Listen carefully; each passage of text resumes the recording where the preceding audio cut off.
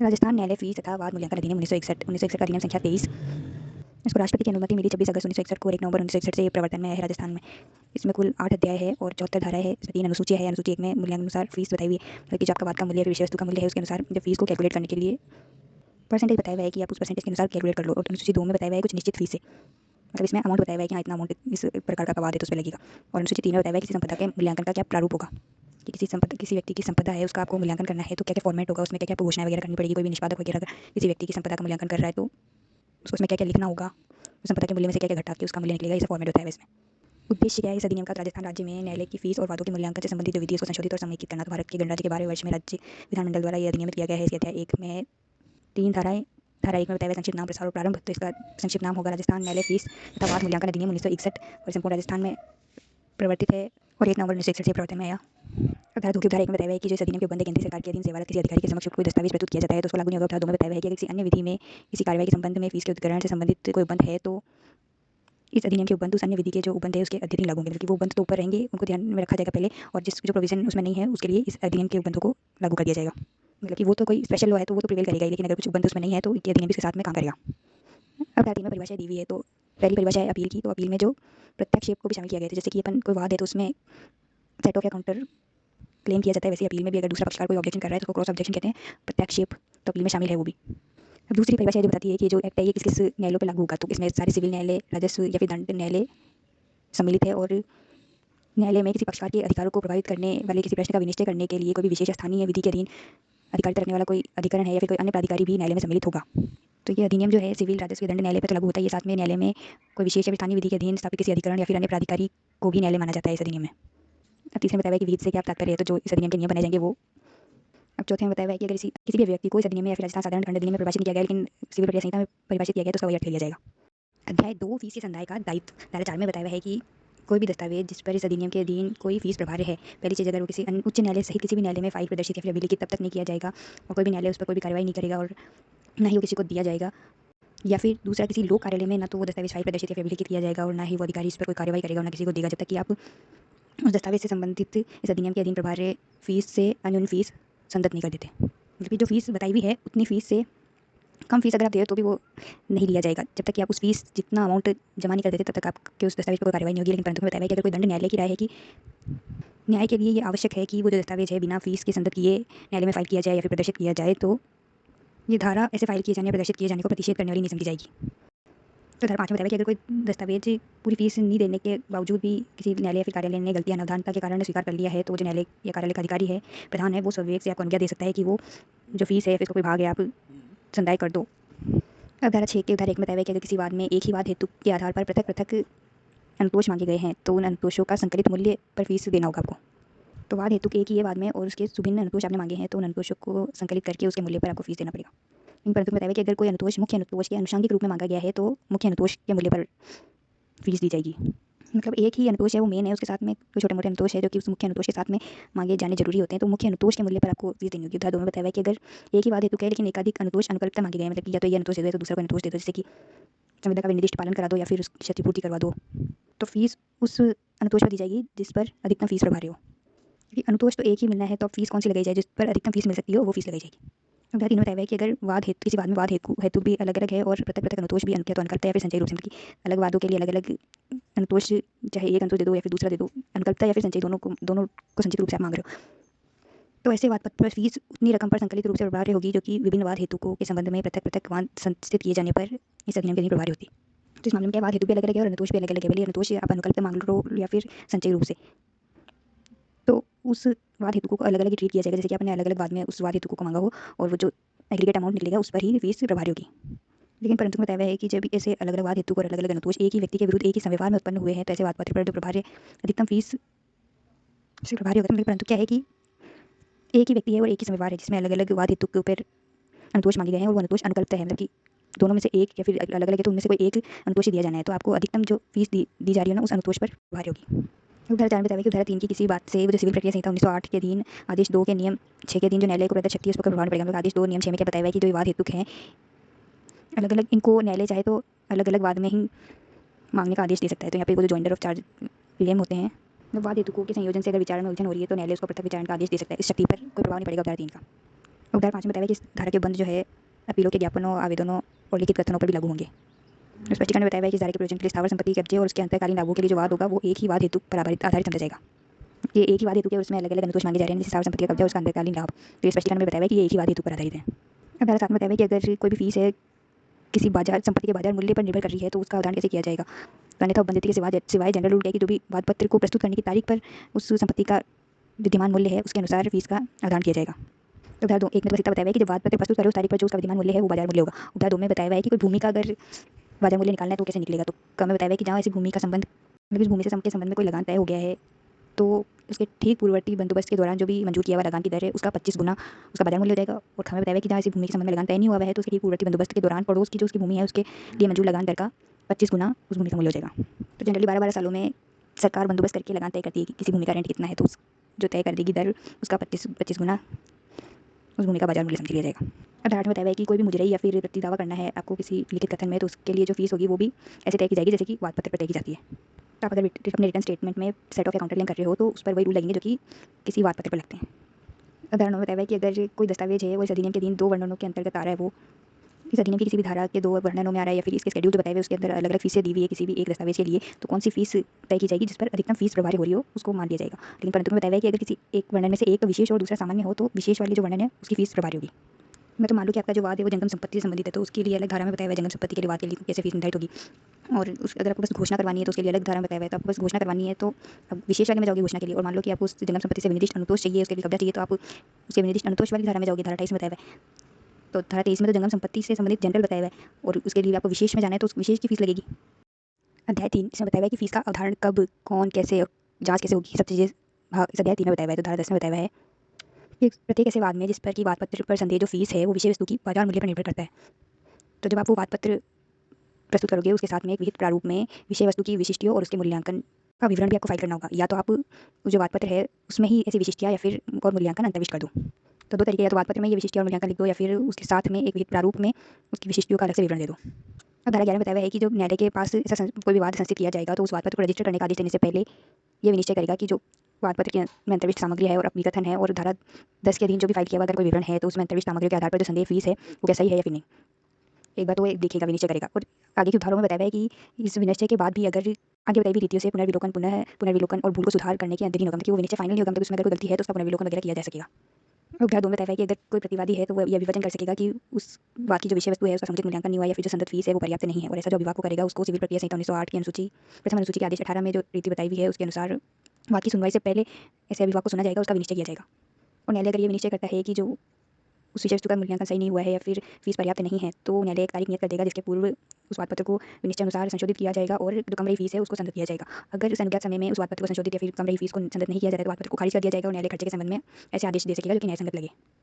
तो धारा 2 तो क्या थी, जब वाद की सुनवाई से पहले ही प्रतिवादी ने अभिवचन कर दिया। धारा 3 में बताया है कि अगर दावे के गुणागुण के आधार पर विवादक विजेचित हो गए हैं उसके पश्चात अगर कोई भी प्रतिवादी शामिल किया जाता है वाद में तो वो जब अपना लिखित कथन अभिभाग में करेगा तो वो ये भी अभिभाग कर सकता है अपने लिखित कथन में कि उस विषय वस्तु का उचित मूल्यांकन नहीं हुआ है या फीस पर्याप्त नहीं है। और इस अभिभाग में जो भी प्रश्न प्रोद्भूत हो रहे हैं उसका प्रतिवादी की को प्रभावित करने वाले साक्ष्य को विलिखित करने से पहले उस दावे के गुणागुण के आधार पर विनिश्चय किया जाएगा। और न्यायालय अगर निष्कर्ष में निकलता है कि जो विषय वस्तु है वो समुचित रूप से मूल्यांकित नहीं है या फिर संदत फीस जो है पर्याप्त नहीं है तो धारा 2 के अनुसार उसका प्रक्रिया का अनुसरण करके न्यायालय आदेश देगा।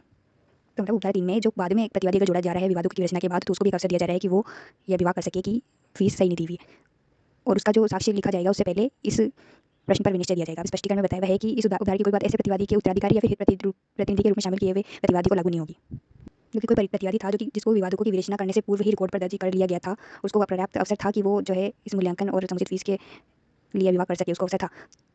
तो वो तो मेन प्रतिवादी था तो वो विवादों की रचना से पहले भी उसको अवसर था, लेकिन उसकी मृत्यु हो गई और या फिर उसका कोई हित प्रतिनिधि आ गया उसको बाद में जोड़ा गया विवादों की रचना के बाद, तो वो लोग अब ये अभिवाद नहीं कर पाएंगे क्योंकि जो मेन प्रतिवादी था उसको अवसर मिल गया था पहले। तो धारा 4 में बताया है कि जो कोई अपील न्यायालय है उसके सामने कोई मामला जा रहा है तो उस न्यायालय के लिए भी ये विधिपूर्ण होगा कि वो तो या तो स्वयं प्रेरणा से फिर पक्षकारों के किसी आवेदन पर वाद पत्र, लिखित कथन या फिर अन्य किसी कार्यवाही जो निचले न्यायालय के समक्ष की गई हो उसको उसमें जो संदेह फीस को प्रभावित करने वाले कोई भी आदेश थे तो उसके सही होने पर विचार कर सके और जो सही संदेह फीस है उसको अवधारित कर सके। इसके स्पष्टीकरण में बताया है कि अगर विषय वस्तु किसी सिर्फ भाग के लिए ही अपील की गई तो भी वो मामले से समझा जाएगा कि वो अपील न्यायालय के समक्ष प्रस्तुत मामला है। ये तो था क में बताया है कि अगर अपील न्यायालय विनिश्चित करता है कि जो पर्याप्त नहीं है फीस तो वो पक्षकार को ये आदेश दे सकेगा कि नियत किए गए समय पर फीस का संदाय कर दे। अब हमें बताया हुआ है कि जो कम रही फीस है अगर वो किसी ऐसे अनुतोष से संबंधित है जिसका कि निचले न्यायालय ने खारिज कर दिया था और उसकी अपील अपीलार्थी ने की है और वो जो है उससे संबंधित फीस को कम रही फीस को भुगतान नहीं कर रहा है तो उसकी अपील खारिज कर दी जाएगी। और अगर मान लो कि वो चूक ऐसे अनुतोष से संबंधित है जिसके लिए निचले न्यायालय ने डिक्री दे दी थी तो जो कम रही फीस है उसको भू राजस्व की तरह भू राजस्व के बकाये की तरह वसूल किया जाएगा।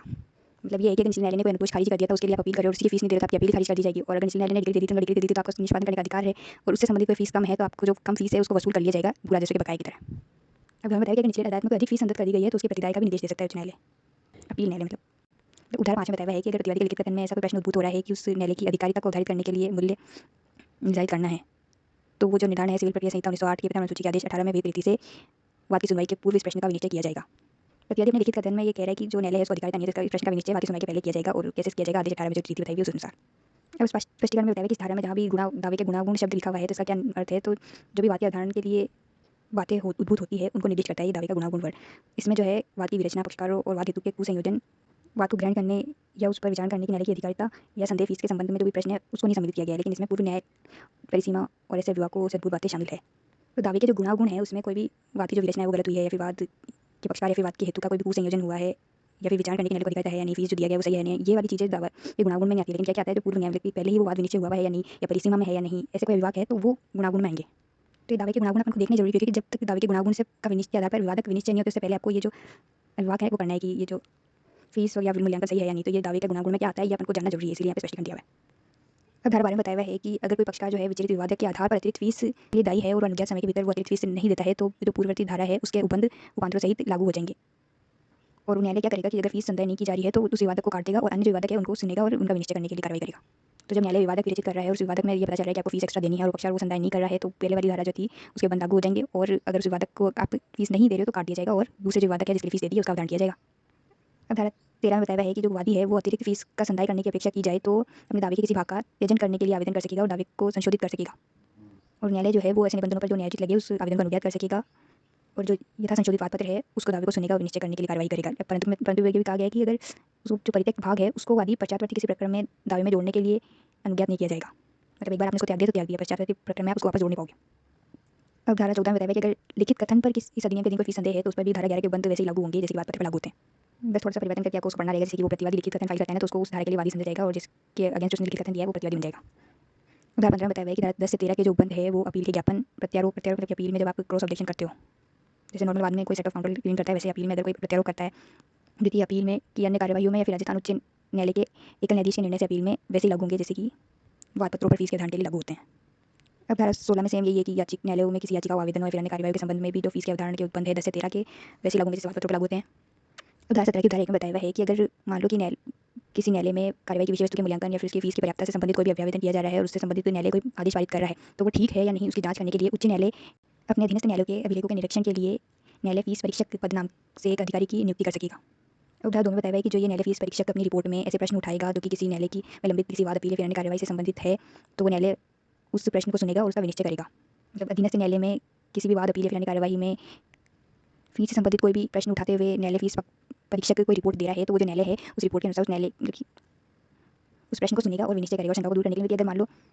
जो रिपोर्ट में उठाए हुए प्रश्न है उस पर की सुनवाई पहले ही कर चुका है वो न्यायालय, तो उस प्रश्न पर जो न्यायालय ने पहले पूर्व निश्चय किया है उसका पुनर्विलोकन भी वो न्यायालय कर सकेगा, उसके लिए विधिपूर्ण होगा। तो परीक्षक क्या है बस एक रिपोर्ट देगा उस न्यायालय को जो भी उसने विनिश्चय वगैरह कर रखे हैं फीसों के मामले से संबंधित, तो उसका जो वापस जांच करे वो न्यायालय, अगर उसको उसमें कुछ गलती लग रही है तो फिर वो न्यायालय उसकी जांच करेगा वापस। अब धारा 18 में बताया हुआ है कि विनिश्चय करने के लिए कि क्या वाद की विषय वस्तु का मूल्यांकन सही है फिर संगत फीस पर्याप्त है न्यायालय जांच कर सकेगा और अगर उचित समझे तो किसी उपयुक्त व्यक्ति को स्थानीय या फिर अन्य अन्वेषण के लिए कमीशन जारी कर सकेगा और उसकी जो रिपोर्ट होगी वो जांच में साक्ष्य रूप में ली जा सकेगी। अब धारा 19 में बताया हुआ है कि अगर किसी बात पर लिखित कथन याचिका अपील या अपील के ज्ञापन या फिर अन्य किसी दस्तावेज पर संदेह फीस या फिर विषय वस्तु के मूल्यांकन के संबंध में जांच में जहाँ पर ऐसा मूल्यांकन जो है संदेह फीस को प्रभावित करेगा तो न्यायालय अगर न्यायाधीश समझ रहा है तो राज्य सरकार को सूचना दे सकेगा और ऐसे नोटिस दिए जाने पर जो ऐसा प्रश्नों का अवधारण किया जा रहा है इसके संबंध में राज्य सरकार को भी एक पक्षकार समझा जाएगा और जब ऐसे प्रश्नों का विनिश्चय किया जाएगा तो जब वाद या कार्रवाई में कोई डिग्री अंतिम आदेश पारित किया जाएगा तो ये जो प्रश्न का विनिश्चय है ये भी उस डिग्री अंतिम आदेश का एक भाग समझा जाएगा। मतलब फीस क्या होती है, राजस्व होती है, न्यायालय तो रखता नहीं है, राज्य के पास जाती है। तो जब ऐसी जांच की जानी जैसे कि वो फीस प्रभावित हो सकती है तो अगर ये न्यायोचित लग रहा है न्यायालय को तो राज्य को भी एक पक्षकार बनाया जा सकता है, इसलिए नोटिस दिया जाएगा न्यायालय द्वारा राज्य सरकार को। अध्याय 4 इसमें बताया हुआ है कि फीस की संगणना की कैसे जाएगी। यहाँ पे भी बताया है कि कितनी फीस कम से कम होनी चाहिए फिर अधिकतम होनी चाहिए, अमाउंट बताया हुआ है यहाँ। तो ये अध्याय धारा 20 से धारा 47 तक चलता है। धारा 20 में बताया हुआ है कि इस अधिनियम के दिन जो भी संदेह फीस है इस अध्याय 6, अध्याय 8 अनुसूची 1 और 2 के अनुसार आधारित और संगणित किया जाएगा।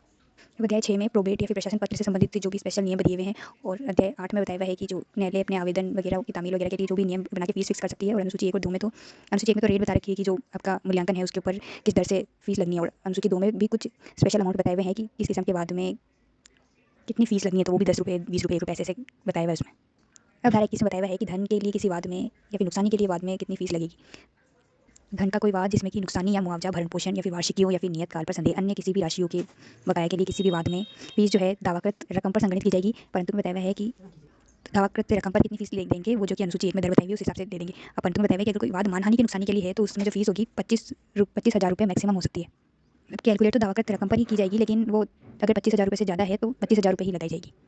ये परंतु जो है 2020 में जोड़ा गया था। अब एक दूसरा परंतु है कि अगर कोई घातक दुर्घटना अधिनियम 1855 के अधीन नुकसानी के लिए कार्रवाई या फिर वाद है तो वाद पत्र या फिर अपील के ज्ञापन पर 10 रुपये की नियत फीस संदेह होगी। मैं किस वाद में तो फिक्स ही है कि 10 रुपये देने हैं आपको। अब धारा 21 में किसी भी भरण पोषण या फिर नियतकालीन संदेह राशि की बकाया की वसूली का जो अगर वाद हो तो उस पर फीस बताई हुई है। अब धारा 22 में कुछ स्पेसिफिक वाद बताए हुए हैं जिन पर की संगठित करने वाली फीस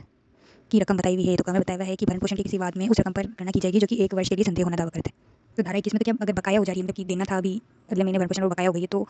धारा 21 में गणना की जाती है। और मान लो कि आपको भरण पोषण का ही वाद डालना है तो आपको जो 1 वर्ष में आप दावा कर रहे हो कि इतना भरण पोषण चाहिए, तो उस 1 वर्ष की रकम पर, महीने की नहीं 1 वर्ष की जो दावा कर रहे हो आप उस पर गणना की जाएगी। अब हमें बताया हुआ है कि अगर भरण पोषण की रकम में आपको वृद्धि करानी है फिर कटौती करानी है तो उतनी रकम पर जितनी की आपको वृद्धि करानी है फिर कटौती करानी है, वार्षिक भरण पोषण की जो रकम बनेगी उस पर संगणना की जाएगी। मान लो महीने के 100 रुपये दे रहे हो तो उसमें आपको महीने के आपको 20 रुपये कम करवाने हैं तो आपको वार्षिक रूप से गणना करनी पड़ेगी। तो वार्षिक रूप से 20 रुपये के हिसाब से 12 महीने के कितने हो गए, 240 रुपये, तो इस पर गणना की जाएगी। तो एक बार खत्म हो गए भरण पोषण के बाद में, इसको थोड़ी प्रिविलेज है, इस पे उस रकम पे की जा रही है। अब हमें बताया कि अन्य कोई अगर वार्षिकीय है या फिर नियतकालीन रूप से संदेह अन्य प्रकार की कोई रकम है उसका वाद है तो उसमें उस रकम की जिसकी 1 वर्ष के लिए संदेह होना आप दावा कर रहे हो उसके 5 गुने की रकम पर आपको फीस देनी होगी। तो कोई भी अन्य रकम जिसको आप वार्षिक रूप पर से जो नियतकालीन रूप से संदेह होने वाली है तो उसका जो वर्ष भर का जो रकम बनती है आप दावा कर रहे हो उसका 5 गुना किया जाएगा, फिर उस पर संगणना की जाएगी। लेकिन परंतु बताया है कि अगर कोई वार्षिक है जो कि 5 वर्ष से कम के लिए संदेह है तो उसमें जो है संदेह रकमों के योग पर संगणना की जाएगी। मतलब मान लो कि आपको वार्षिक रूप से 10,000 रुपये मिल रहे हैं लेकिन वो बस 5 साल के लिए मिलेंगे, 5 साल से कम के लिए आपको मिलेंगे, तो आप उसका 5 गुना करके नहीं गणना करोगे। आप जो 10,000 रुपये हैं मान लो 5 वर्ष के लिए मिल रहे हैं तो 50,000 रुपये आप गणना कर लोगे।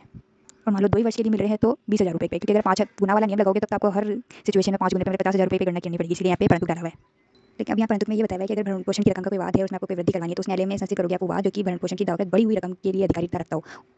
मतलब आपके अगर भरण पोषण 10,000 मिल रहा है आपको 20,000 कराना है तो आपको उस कोर्ट में जाना पड़ेगा जो 20,000 रुपये का मामला देख सकता हो। और अगर आपको कटौती करानी है 10 से 20 पर आना है तो आप उस कोर्ट में जा सकते हो जो 10,000 रुपये के मामले देख सकते हो। अब धारा 23 में बताया हुआ जंगम संपत्ति का कोई वाद है तो उस पर किस रकम पर कैलकुलेशन की जाएगी। तो धारा 1 में बताया हुआ है कि हक के दस्तावेजों को छोड़कर अगर किसी भी जंगम संपत्ति से संबंधित कोई मामला है,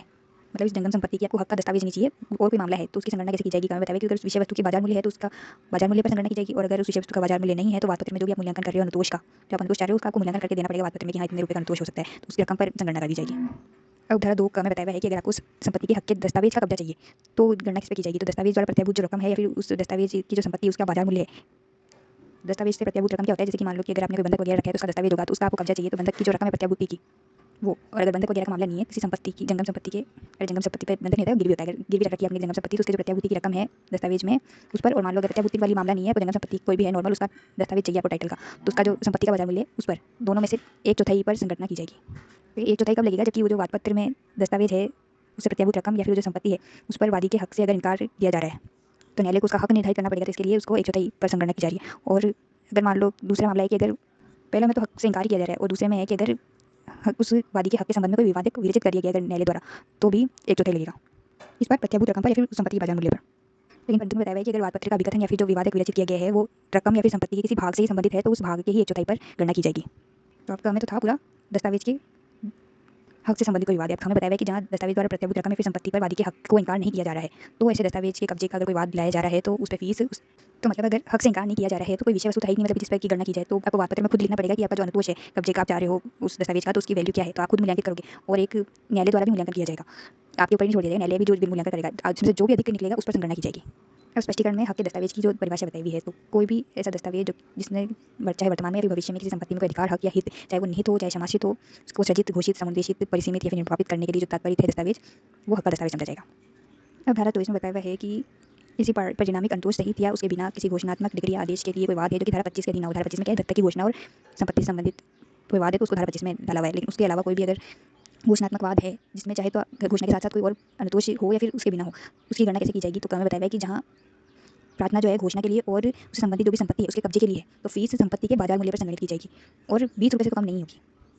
तो यहाँ मिनिमम बताया हुआ है कि 20 रुपये होगी। अब हमें बताया हुआ है कि अगर प्रार्थना घोषणा और किसी परिणामिक व्यादेश के लिए, तो घोषणा और व्यादेश के लिए है तो जो और चाह गया अनुतोष किसी स्थावर संपत्ति के संदर्भ में हो, मतलब कि अब ये जो स्थावर संपत्ति से संबंधित घोषणा और व्यादेश चाहिए आपको तो उस संपत्ति के बाजार मूल्य पर संगणना की जाएगी और 20 रुपये कम से कम होने चाहिए। अब गम्य बताया कि जहाँ प्रार्थना कर रहे हो किसी चिन्ह, नाम, पुस्तक, चित्र या डिजाइन या अन्य वस्तु के वादी द्वारा उपयोग, बिक्री, मुद्रण या प्रदर्शन के अनन्य अधिकार का भी कॉपीराइट है किसी वादी का, और उसके अनन्य अधिकार का कोई अतिलंघन हो रहा है तो वो ऐसा वाद है, तो उसमें फीस इस पर गणना की जाएगी जो आप अनुतोष चाह रहे हो उसका मूल्यांकन की रकम पर संगणित की जाएगी। क्योंकि यहाँ तो अगर कोई संपत्ति इन्वॉल्व है नहीं ऐसी जिसकी मार्केट वैल्यू हो, तो अब आपका जो अनुतोष आप चाह रहे हो वाद पत्र में उसका आपको मूल्यांकन करना पड़ेगा, उस मूल्यांकन की रकम पर संगणना की जाएगी और कम से कम 40 रुपये तो होगी। अब घर में बताया कि अगर प्रार्थना किसी संपत्ति के संदर्भ में घोषणा के लिए हो, बस सिर्फ घोषणा के लिए और कोई भी परिणामी संतोष नहीं आ गया है, तो आप फीस की गणना करोगे उस संपत्ति के बाजार मूल्य पर, जो कि कम से कम 20 रुपये तो होगी। अब अन्य में बताया कि ये सब मामले तो स्पेसिफिकली बता दिए, अन्य कोई भी मामला है जिसमें चाहे अब अन्य मामला मतलब कि पहले की आधारों में स्थावर संपत्ति से संबंधित मामले बता दिए, घर में बता दिए, और कोई भी संपत्ति स्थावर संपत्ति से भिन्न कोई भी संपत्ति उसके मामले, और इसके अलावा भी कोई मामला बचा है जिसमें सिर्फ आपको घोषणा करवानी है, जिसमें चाहे विषय वस्तु के मूल्यांकन किया जा सकता हो या नहीं किया जा सकता। फीस की गणना तो इस पर की जाएगी जो चाह गया अनुतोष है उसका मूल्यांकन करो और उस पर संगणित की जाएगी फीस, और 25 रुपये तो कम से कम होगी। अब धारा 25 में बताया हुआ है कि अगर किसी दत्तक ग्रहण की विधि मान्यता या फिर अविधि मान्यता या फिर दत्तक ग्रहण के तथ्य से संबंधित कोई भी घोषणा का वाद है, उसमें फीस की गणना कैसे की जाएगी। तो जहाँ अनुतोष में अंतर्विदित या फिर प्रभावित संपत्ति का कोई बाजार मूल्य है तो वहाँ 5,000 रुपये या कम का अगर बाजार मूल्य है तो 50 रुपये होगी। अगर 5,000 रुपये से अधिक है लेकिन 10,000 रुपये तक का है तो 100 रुपये होगी, और 10,000 रुपये से अगर अधिक है तो 500 रुपये होगी। तो दत्तक ग्रहण का कोई भी तथ्य की घोषणा करनी है और उसमें कोई संपत्ति उस अनुतोष में अंतर्विलित है या फिर उस अनुतोष से संपत्ति प्रभावित होती है तो उसके बाजार मूल्य पर गणना की जाएगी। तो दत्तक ग्रहण की विधिमान का प्रश्न उठता ही कब है, जब संपत्ति का बंटवारा वगैरह होने रहता है, सभी दत्तक ग्रहण पर सवाल उठाते हैं, नहीं तो कोई भी दत्तक लो ना दो ना। तो इसीलिए यहाँ पे अगर संपत्ति इन्वॉल्व है तो उसकी संपत्ति के वैल्यू के अनुसार दिया हुआ है अमाउंट। धारा 26 में है व्याधि से संबंधित जो मामले हैं, तो पहला है कि अगर चाह गया अनुतोष स्थावर संपत्ति से संबंधित है और वादी का जो हक है उसका स्वीकार किया जा रहा है संपत्ति पर, तो उस संपत्ति के बाजार मूल्य के आधे पर या फिर 300 रुपये पर गणना की जाएगी। यहाँ 300 रुपये अमाउंट नहीं बताया हुआ है, यहाँ पे बाजार मूल्य का आधा करो या फिर 300 रुपये उसमें से जो भी अधिक है उस पर संगणना की जाएगी। अब दूसरा है कि अगर प्रार्थना किसी चिन्ह, नाम, पुस्तक, चित्र या डिजाइन या फिर अन्य वस्तु पर वादी के उपयोग, बिक्री, मुद्रण या प्रदर्शन पर अनन्य अधिकार के अतिलंघन पर आधारित है और आपको यादें चाहिए, तो फीस की गणना जो आप अनुतोष चाह रहे हो उसके मूल्यांकन की रकम या फिर 500 रुपये, इन दोनों में से जो भी अधिक हो उस पर संगणित की जाएगी। ये दोनों स्पेसिफिक बता दिया। अब मैं बताया कि अन्य कोई भी मामला है जिसमें चाहे उस विषय वस्तु का बाजार मूल्य हो या नहीं हो, आपके जो वाद पत्र में आप अनुतोष चाह रहे हो उसका मूल्यांकन की रकम या फिर 400 रुपये, इसमें से जो भी अधिक हो उस पर संगणना की जाएगी। अब धारा 27 में बताया कि कोई वाद है जो कि किसी न्याय संपत्ति के कब्जे के घोषणात्मक डिग्री के लिए है, चाहे आपको घोषणा के साथ कोई और परिणामिक अंतोष चाहिए हो या फिर नहीं, और ये वाद किसके बीच में है, चाहे न्यासियों के बीच में हो या फिर किसी न्यासी के पद के लिए परस्पर विरोधी जो दावेदार उनके बीच में हो, चाहे किसी न्यासी या फिर न्यासी और ऐसे व्यक्ति के बीच जो कि अब न्यासी नहीं रह गए लोगों के बीच में उस न्याय संपत्ति के कब्जे के घोषणा के लिए कोई विवाद है, तो उसका मूल्यांकन होगा उस न्याय संपत्ति के बाजार मूल्य के 5वें भाग पर संगणित किया जाएगा, और ये 200 रुपये से अधिक नहीं होगा। लेकिन न्यास जो संपत्ति होती है ये चैरिटेबल होती है, तो इसको थोड़ी रिलीफ दी हुई है, तो जो उस संपत्ति का बाजार मूल्य है उसके 5वें भाग पर संगणित किया जाएगा और 200 रुपये से ज़्यादा तो होगा भी नहीं। और मान लो कि कोई संपत्ति ऐसी है जिसका बाजार मूल्य है ही नहीं, तो 1,000 रुपये पर संगणना की जाएगी। परंतु में बताया है कि अगर किसी संपत्ति का बाजार मूल्य है ही नहीं तो अधिकारिता की गणना कैसे की जाएगी न्यायालय की, तो उसको उदाहरण करने के लिए जो वादी वाद पत्र में रकम कथित करेगा उसको ध्यान में लिया जाएगा। और स्पष्टीकरण में बताया है कि किसी हिंदू, मुस्लिम या फिर अन्य धार्मिक अथवा पूर्त विन्यास में समाविष्ट हुई संपत्ति इस धारा के प्रयोजन की न्यास संपत्ति समझी जाएगी, उसका प्रबंधक जो होगा न्यासी समझा जाएगा। मतलब ये धारा धार्मिक या चैरिटेबल न्यास पर भी लागू होती है। अब धारा 28 में बताया हुआ है कि अगर विनिर्दिष्ट अनुतोष अधिनियम 1963 की धारा 6 के अधीन अगर किसी स्थावर संपत्ति का आपको कब्जा चाहिए तो उस संपत्ति के आधे बाजार मूल्य पर या फिर 200 रुपये पर, इसमें से जो भी अधिक हो उस पर संगणना की जाएगी। अब धारा 29 में बताया हुआ है कि कोई भी स्थावर संपत्ति के कब्जे से संबंधित अन्य कोई वाद है जो जिसके लिए अन्यथा कोई बंद नहीं किया गया है, तो उसकी फीस की गणना संपत्ति के बाजार मूल्य पर की जाएगी और 20 रुपये कम से कम होगी। अब धारा 30 में बताया हुआ है कि किसी प्रतिष्ठाई या फिर अनुसेवी स्वामी द्वारा सुखाचार से संबंधित किसी वाद में, प्रतिष्ठाई स्वामी कौन होता है, जो कि ऐसी भूमि निर्धारित करता है जिसको दूसरे की संपत्ति पर कोई अधिकार होता है, और अनुसेवी स्वामी कौन होता है जिसकी संपत्ति पर दूसरा कोई अधिकार रखता है। तो इन दोनों स्वामियों के द्वारा अगर सुखाचार से संबंधित कोई वाद लाया जा रहा है तो जो अनुतोष चाहा जा रहा है उसका मूल्यांकन किया जाएगा और उस पर फीस की संगणना की जाएगी। लेकिन जो अब ये जो रकम है 200 रुपये से कम नहीं होनी चाहिए, कि मूल्यांकन की जो रकम आप करोगे निर्धारित वो 200 रुपये से कम तो नहीं होनी चाहिए। तो यहाँ ध्यान देने वाली बात ये है कि 200 रुपये फीस की रकम ही बताई हुई है, जो रकम आप मूल्यांकन के लिए अनुतोष में चाहोगे ना, ये रकम 200 रुपये से कम तो नहीं होगी, तो ये रकम 200 रुपये होगी, अगर इससे कम है तो 200 रुपये पर संगणना की जाएगी। परंतु में बताया हुआ है कि जो सुखाचार के लिए आप कोई अनुतोष चाह रहे हो और उसके अलावा मुआवजा भी चाह रहे हो, तो अन्य अनुतोष पर संदेह फीस के अलावा आपको मुआवजे की जो दावा कर रखा है उस पर भी फीस अंदर करनी पड़ेगी। अब धारा 31 में बताया हुआ है कि अगर कोई सुखाधिकार को प्रवर्तित कराना चाह रहा है तो वो जो विक्रय है जिसको आप सुखाधिकारी शून्य कराना चाह रहा है उसके प्रतिफल पर या फिर जो विक्री संपत्ति उसके बाजार मूल्य पर जो भी कम हो उस पर संगणना की जाएगी फीस की। तो मतलब कि कोई आपका पड़ोसी जो अपनी संपत्ति बेच रहा है और आपको उस पर सुखाधिकार चाहिए और आप ला रहे हो, तो जो विक्रय कर रहा है उस विक्रय की रकम या फिर उस संपत्ति की जो बाजार मूल्य है दोनों से जो भी कम हो उस पर संगणना की जाएगी। अब धारा 32 की धारा 1 में बताया हुआ है कि अगर किसी बंधक पर शोध्य धनराशि की वसूली के लिए कोई वाद लाया जा रहा है, तो जो बंधक था उस पर जो धनराशि दी थी उसकी वसूली आपको चाहिए, तो वाद की फीस जो है दावाकृत रकम पर संगणित की जाएगी। अब धारा 2 में बताया हुआ है कि अगर ऐसा वाद है जिसमें कि पूर्विक बंधक या फिर बाहर के धारक को भी एक पक्षकार बनाया गया है, मतलब कि जिस संपत्ति पर आपने बंधक कर रखा था उस पर एक पूर्विक बंधक भी है या फिर किसी और व्यक्ति का चार्ज भी है उस संपत्ति पर, तो आप उस दूसरे व्यक्ति को भी अगर पक्षकार बना रहे हो और वो जो पक्षकार है वो अपने लिखित कथन में प्रार्थना कर रहा है कि उसका जो बंधक है या प्रभार है उस पर जो शोध्य रकम है उसको अवधारित कर दिया जाए और जो बिक्री आएगी उसमें उस रकम को संदाय कर दिया जाए उसको, तो वो जो फीस की गणना है ऐसे लिखित कथन पर भी फीस संदेह होगी और वो जो दावाकृत रकम संगणित की जाएगी उस पर ही फीस की संगणना की जाएगी। लेकिन किसी और पक्षकार को पक्षकार बनाया वो अपने लिखित कथन में कह रहा है कि मेरा जो बंधक है या बाहर का अमाउंट निकल रहा है आप उसको तय कर दो और डिग्री में मेरे को रकम दिलवा दो, तो अगर वो ऐसा मांग रहा है तो उसको फीस देनी होगी जो उसकी दावाकृत रकम निकलेगी उस पर। उसके प्रंतु में बताया है कि अगर ऐसे बंधक के बाहर का जो धारक है वो अपने लिखित कथन से संबंधित दावे के संबंध में किसी अन्य कार्यवाही में फीस संदाय कर चुका है, मतलब कि उसने जो बंधक कर रखा है उसके लिए भी उसने धन की वसूली के लिए कोई और कार्रवाई कर रखी थी और उसमें से उसने फीस दे दी है और आपने उसको वापस पक्षकार बना दिया, तो अब वो वापस थोड़ा फीस देगा, तो जो अन्य कार्रवाई में उसने फीस दे दी है तो उसका मुजरा कर लिया जाएगा। कि वो फीस इस वाद में इस लिखित कथन में सेट ऑफ कर दी जाएगी। उदाहरण 3 में बताया हुआ है कि जो वाद में बंधक की संपत्ति उसका विक्रय कर दिया जाता है तो कोई भी अगर पूर्विक हो या पार्श्विक हो, बंधक हो या उस भार का धारक हो अपने बंधक या फिर भार पर शुद्ध रकम का विक्रय के आगम में से संदाय करने के लिए आवेदन करता है तो ऐसे धारक को उतनी फीस का संदाय करना होगा जो कि उसकी दावाकृत रकम पर संगणित की जाए। लेकिन परंतु में बताया कि अगर वो बंधक या भार का धारक जो है वाद में खुद पक्षकार है और उसने अपने लिखित कथन में पहले ही फीस का संदाय कर दिया गया है तो उसको वैसे आवेदन करने पर फीस संदेह नहीं करनी होगी। अब दूसरे परंतु में बताया कि सब बंधक या भार का धारक जो है उस विक्रय जिस बाद में विक्रय हुआ है उसमें तो पक्षकार नहीं है लेकिन उसने कोई अन्य कार्रवाई कर रखी थी जिसमें वो अपने आवेदन से संबंधित दावे पर फीस का संदाय कर चुका है तो वो अन्य कार्रवाई में जो उसने फीस दे दी उसका मुआवजा कर लिया जाएगा। क्योंकि सेम प्रॉपर्टी थी उसका विक्रय के लिए वो भी बंधकदार था फिर उसका भार था उसकी संपत्ति पर वो अन्य कार्रवाई कर रहा था उसी के लिए और इस कार्रवाई में उसका विक्रय हो गया है तो जो अन्य कार्रवाई में उसने दे दिया था फीस उसको यहाँ सेट ऑफ कर लिया जाएगा। अब उदाहरण 4 में अगर कोई सहायक बंधकदार है वो स्वयं और अन्य बंधकदारों के फायदे के लिए कोई वाद लाता है और वाद की फीस जो है तो वो संपूर्ण बंधक पर की जो दावा रकम है उस पर संगणित की जाएगी। अब परंतु में बताया हुआ है कि अगर प्रतिवादी के रूप में कोई पक्षकार बनाया हुआ सहायक बंधकदार है जो कि संपूर्ण बंधक पर जो वाद पत्र में दावा राशि है उससे अधिक का दावा करता है तो वो जिस अधिक राशि का दावा कर रहा है तो उसके लिखित कथन के लिए उसको एक्स्ट्रा फीस देनी पड़ेगी। मतलब कि कोई सहायक बंधकदार है जिन्होंने 10,000 रुपये का लोन देकर बंधक रखा था किसी की संपत्ति को अपने पास और जो एक सहायक बंधक और वो सारे सहायक बंधकदारों की ओर से ये 10,000 रुपये की बात ला रहा है तो 10,000 रुपये तो उसको फीस देनी पड़ेगी। और अगर किसी सहायक बंधकदार को प्रतिवादी बनाया जा रहा है और वो दावा कर रहा है कि जो दावा रकम थी ज़्यादा थी मतलब मान लो कि 15,000 थी तो ये जो 5,000 रुपये एक्स्ट्रा इसकी जो फीस होगी उसको अपने लिखित कथन के लिए देनी पड़ेगी। और स्पष्टीकरण में बताया हुआ है कि इस उधारक की किसी बात का ये प्रभाव नहीं होगा कि वो परिसीमा वृद्धि को प्रभाव करती है। इस उदाहरण कुछ भी लिखने होने से ये नहीं समझा जाएगा कि वो किसी परिसीमा अवधि को घटाती बढ़ाती है। अब उदाहरण 5 के लिए अपन को जानना जरूरी है कि अनुबंधक क्या होता है। तो अगर कोई बंधकदार है मतलब मैंने किसी व्यक्ति से लोन लिया और उसके लिए अपनी प्रॉपर्टी उसको दे दी तो क्या बंधकदार उसके पास मेरी प्रॉपर्टी एज सिक्योरिटी पड़ी है तो अब वो बंधकदार अगर लोन लेने के लिए वो जो उसको मैंने बंधक रखा है उसको सिक्योरिटी की तरह रख के वो लोन ले लेता है तो उसको कहते हैं अनुबंधक कि किसी बंधकदार द्वारा बंधक रख देना उस प्रतिभूति को जो कि उसने बंधककर्ता से ली है तो उसको कहते हैं उसने अनुबंधक कर दिया है। अब वो जो तीसरा व्यक्ति है वो अनुबंधक है। अगर अब धारा 5 का में बताया हुआ है कि अगर वो अनुबंधक जो है वो अपनी रकम को वसूल करने के लिए जो बंधकदार के पास उस संपत्ति में हित है उसका विक्रय करने के लिए अगर वाद ला रहा है तो उसको फीस किस रकम पे देनी है तो जो अनुबंधक के दिन उसकी दावाकृत रकम है उस पर संगणित की जाएगी। जैसे कि मैंने 30,000 का लोन लेने के लिए अपनी 30,000 की प्रॉपर्टी किसी बंधकदार के पास रखी है उस बंधकदार ने 10,000 का लोन उस प्रॉपर्टी को प्रतिभूति रख के ले लिया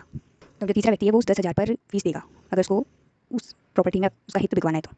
अब हमें बताया हुआ है कि अगर अनुबंधकदार जो है अपने वाद में बंधकदार के जो पास में संपत्ति है बंधक की तो उसको विक्रय की प्रार्थना करता है और वो मूल बंधककर्ता को भी प्रतिवादी के रूप में पक्षकार बना लेता है तो क्या हो रहा है अनुबंधकदार है जो कि बंधकदार से जो उसके पास प्रॉपर्टी रखी हुई है ना बंधककर्ता ने रखी है उसका विक्रय करवाना चाह रहा है और वो बंधककर्ता को भी उस वाद में प्रतिवादी के रूप में पक्षकार बना ले रहा है। तो बंधककर्ता का तो उससे कोई लेना देना नहीं उसका कॉन्ट्रैक्ट तो बंधकदार और उसके बीच में है लेकिन वो मूल बंधककर्ता को भी अगर पार्टी बना रहा है तो उसको फीस जो देनी होगी मूल बंधक का की जो दावाकृत रकम है उस पर देनी होगी उस पर संगणना की जाएगी फीस की। लेकिन मैंने जो 30,000 रुपये का लोन दिया ना उस 30,000 रुपये पर फीस देनी होगी आपको अगर आप मुझे भी पार्टी बना रहे हो। उदाहरण 6 में बहुत लंबी चौड़ी बात की कि अगर किसी वाद में पूर्विक या पार्श्विक बंधक या फिर भार के धारक को सह बंधकदार द्वारा जो कि उधार 4 जिस पर उधार 4 लागू है या फिर अनुबंधकदार द्वारा जिस पर उधार 5 लागू है ये दोनों लोग मिलकर किसी पूर्विक पार्श्विक या फिर किसी भार के धारक को अगर पक्षकार बना रहे हैं तो ये जो पूर्विक पार्श्विक या फिर भार का धारक है ये जो लिखित कथन फाइल करेंगे ना उस पर उधारा 2 और 3 के उपबंध लागू होंगे। लेकिन 2 3 में क्या बताया जो लिखित कथन फाइल करेंगे उस पर कितना फीस देनी होगी और 3 में क्या बताया कि जो अगर ये पूर्विक या पार्श्विक बंधकदार या फिर भार के धारक उस संपत्ति को विक्रय करवाने के लिए आवेदन कर रहे हैं तो उसको उनको कितनी फीस देनी होगी। तो ये बंद इन दोनों वाले मामलों में भी अगर कोई जैसे कि उधर 4 में सह बंधकदार या फिर कोई 5 में उपबंधकदार इन लोगों को भी पार्टी बना रहे हैं तो इन लोग के जो प्रोविजन है वो वैसे लागू हो जाएंगे। और उधारा 7 जो है उधारा 5 ख से जुड़ी हो तो उधारा 5 ख में क्या बताया है कि अगर अनुबंधकदार जो है मूल बंधकदार को पक्षकार बनाता है बंधककर्ता को पक्षकार बनाता है तो उसको जो बंधक की मूल बंधक है उस पर फीस देनी होगी। अब उधारा 7 में बताया हुआ है कि अगर जो मूल बंधकदार है अनुबंधकर्ता किसको बना रहे हैं पक्षकार अनुबंधकर्ता पर मूल बंधककर्ता पर मतलब मुझको अगर वो पक्षकार बना रहे हैं तो वो जो मूल बंधक है उसके रकम पर फीस देगा। अब जो मूल बंधकदार है जिससे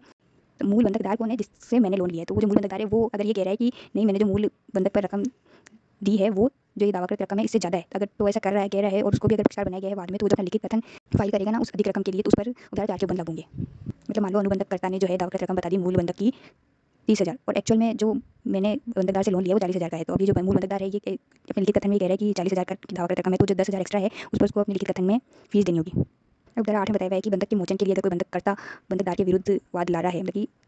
बंधककर्ता जो है रकम का भुगतान करने को तैयार है तो वो बंधक मोचन कहलाता है। अब उसकी प्रॉपर्टी को रिलीज करवाना चाहता है अगर वो ऐसे वाद में वो फीस किस पर देगा जो वाद पत्र में उल्लिखित रकम होगी उस पर संगणित की जाएगी फीस।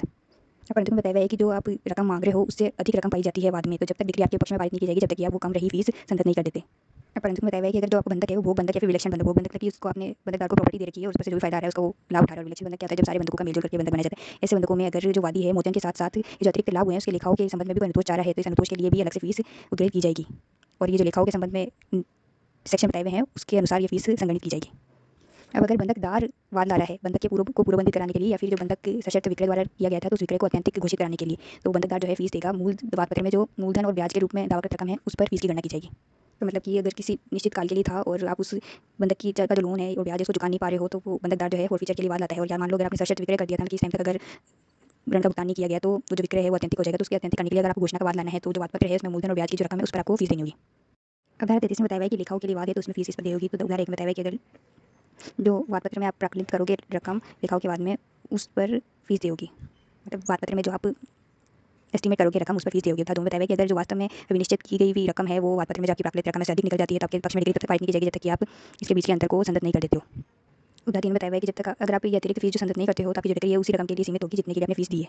उदाहरण 4 में बताया हुआ है कि आपने कोई लेखाओं के लिए वाद दायर किया और उसमें ये निकल के आया कि प्रतिवादी को कोई रकम संदेह है तो उसके पक्ष में डिग्री तब तक नहीं आएगी जब तक कि वो उस रकम पर फीस न दे दे। अब धारा 34 भागीदारी के विघटन के वाद से संबंधित है। धारा 1 में बताया हुआ है कि अगर किसी भागीदारी को आपको विघटित कराना है और उसकी लेखाओं के लिए वाद दायर करना है या फिर किसी विघटित हुई भी भागीदारी में उसके लेखाओं के लिए वाद दायर करना है तो फीस जो आप भागीदार के हिस्से के मूल्य पर जो कि वो वाद में प्राकलित करे उस पर संगठित किया जाएगा। जैसे कि 3 भागीदार है तो सबका 1/3 हिस्सा होगा तो उसके हिस्से का जो भी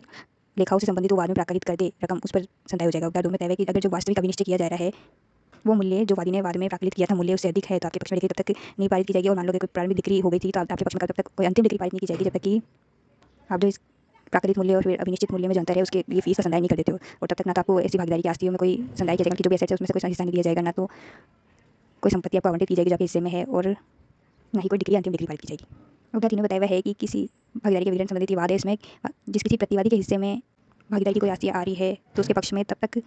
अंतिम डिग्री पारित की जाएगी और ना ही कोई उसको धन संचित किया जाएगा, ना ही उसको कोई संपत्ति का आवंटन किया जाएगा जब तक कि वो उस भागीदारी की आस्तियों में उसके हिस्से की जो रकम है उस पर संगणित फीस का संदाय न कर दे।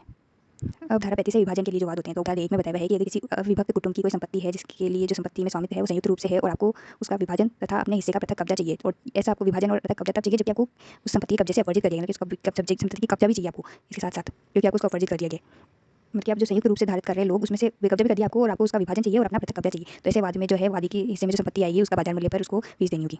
अब धारा 2 में बताया हुआ है कि वही सिचुएशन है, अविभक्त कुटुंब की संपत्ति है उसका स्वामित्व संयुक्त रूप से साझे रूप में लोग रख रहे हैं और उसका आपको विभाजन चाहिए तथा पृथक कब्जा चाहिए, लेकिन सिचुएशन अलग से ये है कि आप उस संयुक्त कब्जे में हो, आपको कब्जे से निकाला नहीं गया है। तो फीस कैसे गणना की जाएगी तो उसके लिए दरें बताई हुई है। तो अगर वादी का हिस्सा जो है 5,000 रुपये से कम है तो 30 रुपये देनी होगी फीस, अगर 5,000 से 10,000 के बीच में है तो 100 रुपये, और 10,000 से अगर अधिक है तो 200 रुपये फीस देनी होगी। उदाहरण 3 में बताया हुआ है कि अगर उदाहरण 1 और 2 या 2 के किसी वाद में प्रतिवादी जो है वो उस संपत्ति के विभाजन और अपने हिस्से के पृथक कब्जे के लिए दावा कर रहा है तो प्रतिवादी अगर दावा कर रहा है तो उसको भी फीस देनी होगी अपने लिखित कथन पर, जो कि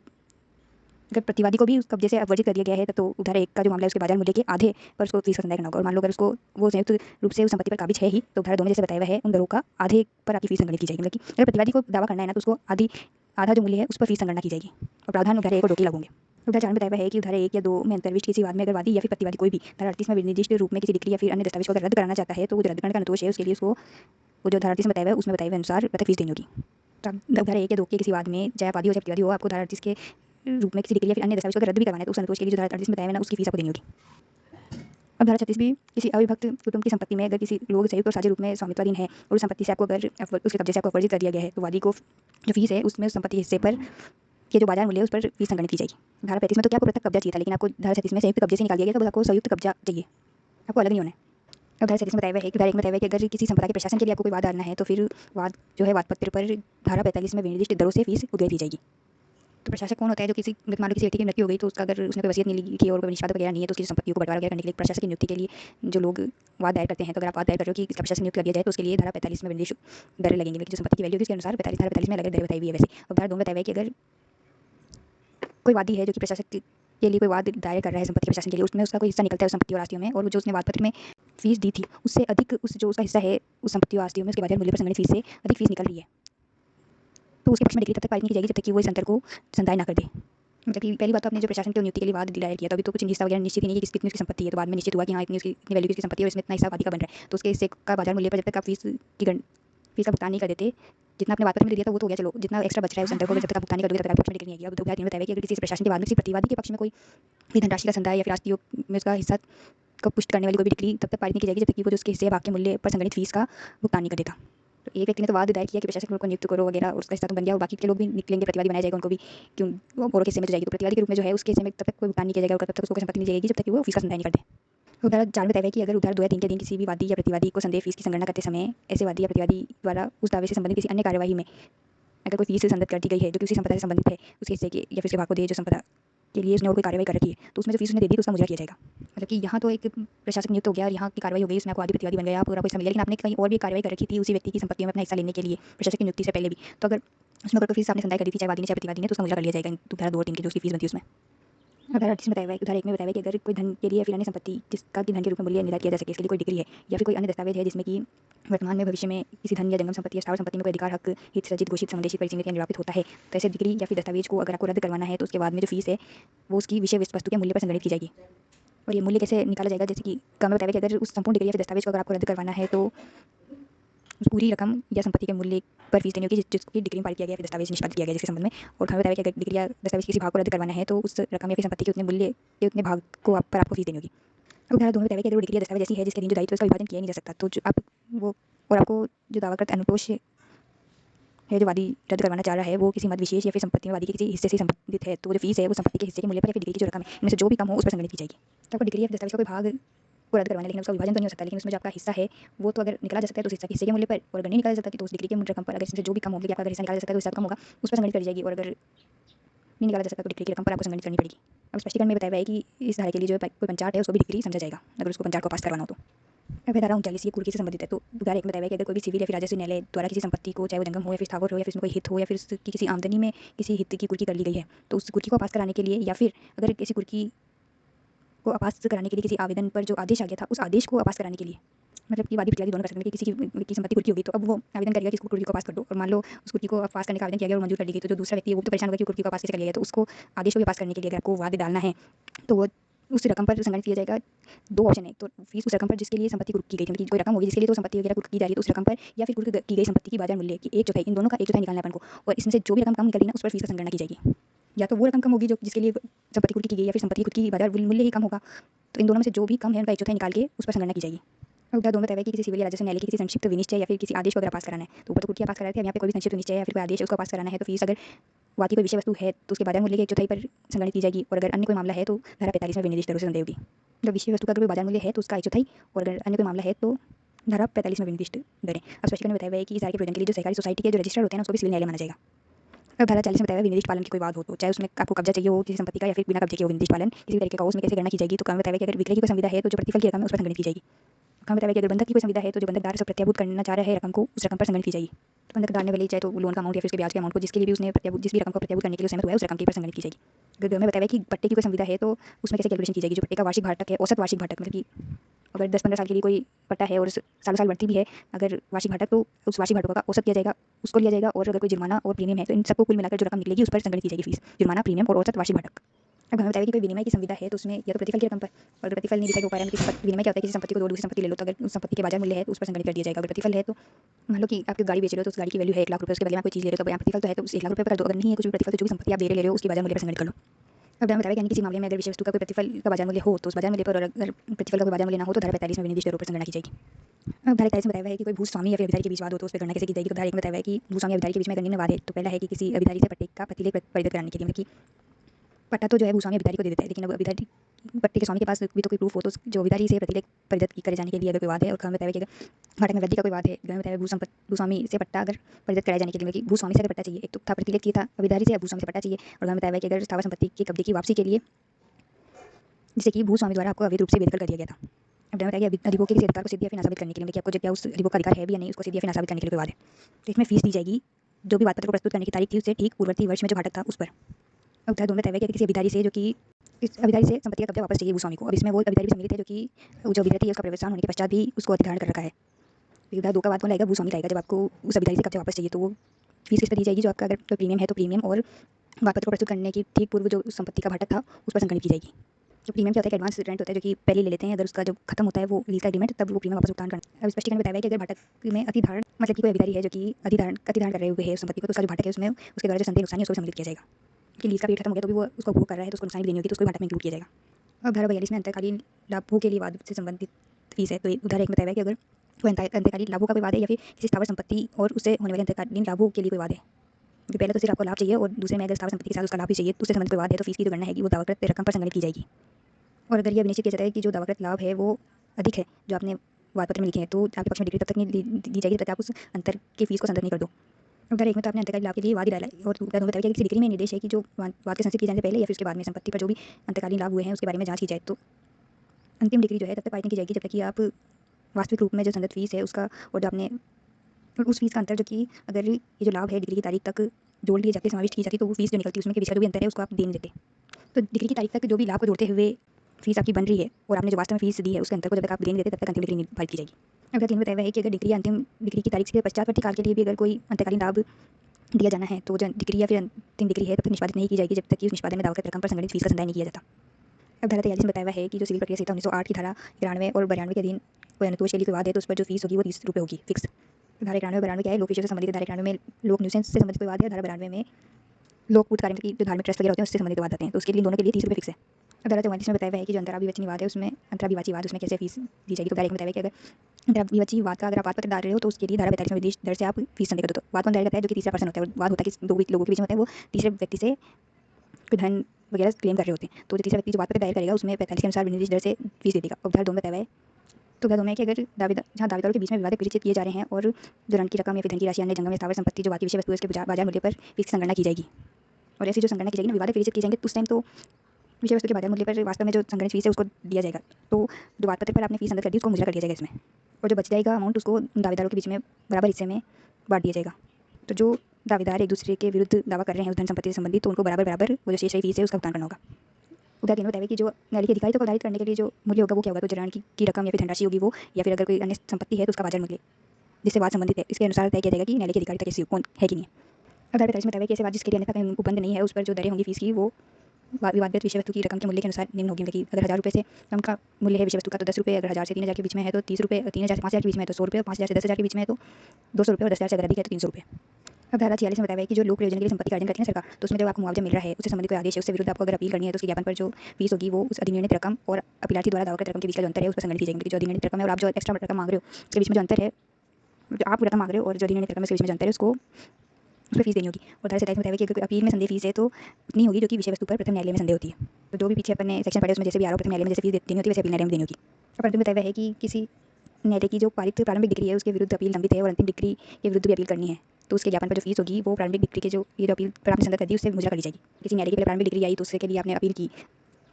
अपील न्यायालय में और उसके बाद में अंतिम डिग्री भी आ गई निचले न्यायालय की तो जो आपने प्रारंभिक डिग्री में दे दी फीस उसको मुद्रा कर लिया जाएगा। स्पष्टीकरण बताया कि अपील चाहे का अगर अनुतोष नामंजूर कर दिया गया था या फिर किसी को अनुतोष दे दिया गया था, इन दोनों ही मामलों में जो भी अगर अपील कर रहा है तो उसको वैसे ही देनी होगी फीस जैसे कि प्रथम बार के न्यायालय में देनी होती। लेकिन निचले न्यायालय ने किसी को अनुतोष देने से मना कर दिया उसको अपील करनी है और किसी को अनुतोष दे दिया उससे के विरुद्ध किसी को अपील करनी है, दोनों मामलों में अपील की जो फीस है वो सेम ही रहेगी प्रथम बार वाले न्यायालय में संदेह होती। अब सेकंड स्पष्टीकरण बताया कि जो खर्चे होते हैं वो अपील की विषय वस्तु का भाग नहीं समझे जाएंगे। लेकिन अगर मान लो खर्चे स्वयं ही अपील की विषय वस्तु के वो खर्चे गलत निश्चित कर दिए उसी के लिए आपको अपील करनी है या फिर जब आपका अनुतोष है दावा उसके अतिरिक्त फिर नाशित आधारों पर आप उस खर्चों के संबंध में ही कोई अनुतोष चाह रहे हो तो वो अपील की विषय वस्तु में भी सम्मिलित किया जा सकता है, लेकिन इसके सिवाय खर्चे विषय वस्तु का भाग नहीं होते हैं।